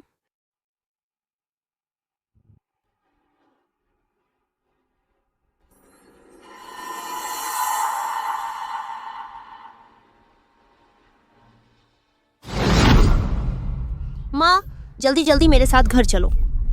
यह बच्ची, हम तो घर पर ही हैं। कहाँ वापस जाना है? पत्नी जी, इतने सारे पकवान, आपकी मेहनत के लिए शुक्रिया पति जी। थोड़ी देर में तुम लोगों के लिए कुछ स्वादिष्ट बनाता हूँ। कोई आश्चर्य नहीं कि माँ की चेतना जाग नहीं रही। दरअसल वह खुद इस भ्रम से बाहर आना नहीं चाहती। लिंग, आज स्कूल कैसा रहा? क्यों लग रहे हो इतने उदास? बहुत बहुत अच्छा रहा। मैंने अभी तक इस शरीर के असली पिता के साथ समय नहीं बिताया है। ये माँ का भ्रम है। इसे ऐसे ही तोड़ा नहीं जा सकता। नहीं, इस भ्रम को तोड़ना ही होगा। माँ को जल्द से जल्द जगाना है। अगर देर हो गई तो उनकी चेतना खो सकती है। माँ या लिंग बेटा, ये पिता बेटी अपने अपने राज रखने लगे हैं। अजीब है। क्या उनकी भी अपनी चेतना है? माँ, क्या हुआ लिंग? मुझे तुम्हारे हाथ के बने मोमोज खाने हैं। अरे ये बच्ची। ठीक है। यह क्या? प्यारी, तुम हर दिन इतनी मेहनत करती हो कि अपना जन्मदिन तक भूल गई। इतने सालों के बाद भी ये सब करने की क्या जरूरत है? जल्दी मन्नत मांगो, मोमबत्ती बुझाओ। मेरी इच्छा है कि हम तीनों हमेशा साथ रहें। बड़े धन दौलत की चाह नहीं, बस सामान्य सी जिंदगी चले। तुम्हारा समय कम है। कम से कम सुबह तक रुकने दो। इंसान और भूत अलग रास्ते के हैं। तुम अगर यहीं रुके रहे तो उनकी चेतना भटक जाएगी और वो असल दुनिया में कभी नहीं लौट पाएंगी। चेंगडोंग मत जाओ। हम अनाथ विधवा को अकेला मत छोड़ो। प्यारी, मैं मर चुका हूं। तुम्हें जल्दी श्याओलिंग के साथ वापस जाना चाहिए। नहीं, मैं अभी बहुत खुश हूँ। हम तीनों को ऐसे ही साथ रहने दो। क्या बुरा है? आखिरकार मैंने तुम्हारे साथ अन्याय किया। तुम मेरे साथ समुद्रपुर से दूर राजपुर आई, दिन रात मेहनत की, लेकिन मैं तुम्हें अच्छी जिंदगी दे पाता उससे पहले ही। चेंगडोंग, मुझे परवाह नहीं। मुझे बस यही चाहिए कि तुम हमेशा मेरे पास रहो। प्यारी, काश अगले जन्म में फिर से मिलें। चेंगडोंग,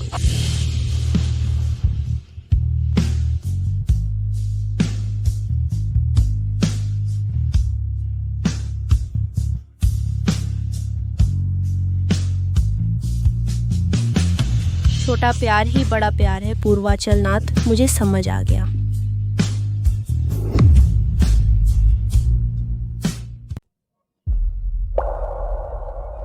माँ, हम लौट आए हैं आपके पास। दिव्या, तुमने मुझे क्यों जगाया? मुझे सोते रहने दो। कितना अच्छा होता।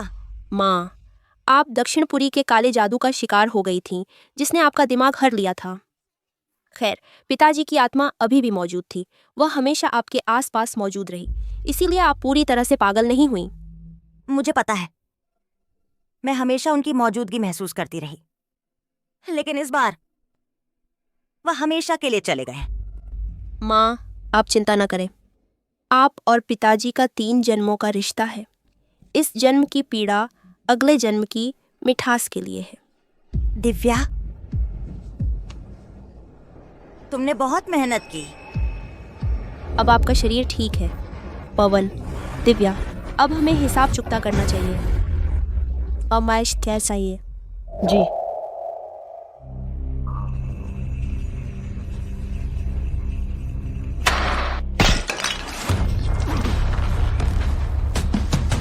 नहीं। बुरी खबर है। क्या हुआ? मंडप टूट गया है, शक्ति खत्म हो गई है। मुझे यहाँ से जाना होगा। तुम कहाँ जा रहे हो? मेरे पास सिर्फ तुम हो। मैं तुम्हें पैसे दूंगा। जितने चाहो उतने ले लो। उस दिव्या नाम की कमीनी को मार डालो। मेरी जान जा रही है, मुझे पैसों से क्या फायदा? जल्दी से छोड़ो मुझे, नहीं तो मैं तुझे मम्मी बना दूंगा।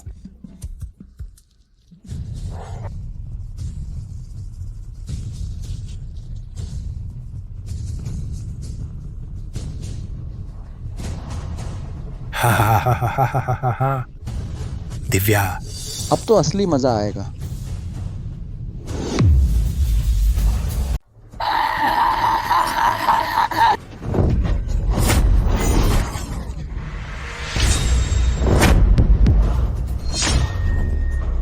हाँ, तुम्हारी शक्ति चाहे कितनी भी ऊंची क्यों ना हो, अगर मैं तुमसे जान की बाजी लगा दूं तो पता नहीं किसकी मौत हो। हाँ। मुझसे जान की बाजी लगाना तुम्हारी औकात ही क्या है? तुम नरक के दूत हो। मैं 10 नरक दंडाधिकारियों में प्रथम यमराज हूँ। तुम हमारी भूमि के निवासी नहीं हो, फिर भी कुत्सित विद्या सीखकर हमारी पवित्र भूमि पर आकर लोगों को हानि पहुंचा रहे हो। आज मैं तुम्हारी जीवित आत्मा को पकड़कर अविची नरक में डाल दूंगी, जहां तुम्हें अरबों साल तक यातनाएं भोगनी होंगी। पुनर्जन्म नहीं मिलेगा। जाओ।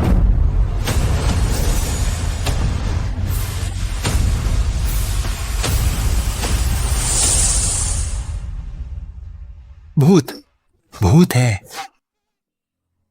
सर। इसकी तीनों आत्माएं डर से निकल गई हैं। अब क्या करें? खुद की बोई बुराई, यही इसकी करने का फल है।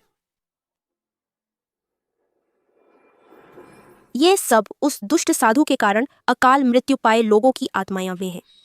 दिव्या शुक्ला, इन्हें यमलोक ले जाओ, शीघ्र पुनर्जन्म दिलाओ। जी।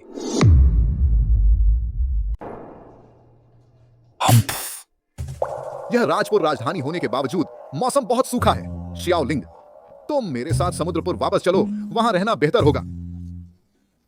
धीरे। हम समुद्रपुर में ऐसा क्या खास है? शियाओलिंग मेरी पोती है, उसकी जड़ें हमेशा हमारे परिवार से जुड़ी रहेंगी। वह मेरा नाती भी तो है। मेरा सारा व्यवसाय भी उसी के नाम है। बिल्कुल नहीं। क्यों नहीं? साल में 2 बार आ सकती है। साल में 100 बार भी नहीं। ये दोनों बुजुर्ग बच्चे।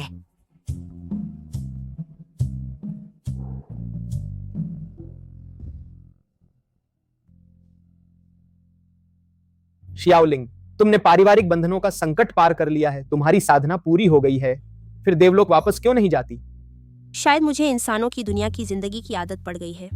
मैं यहीं रहकर अपना जीवन पूरा करना चाहती हूँ।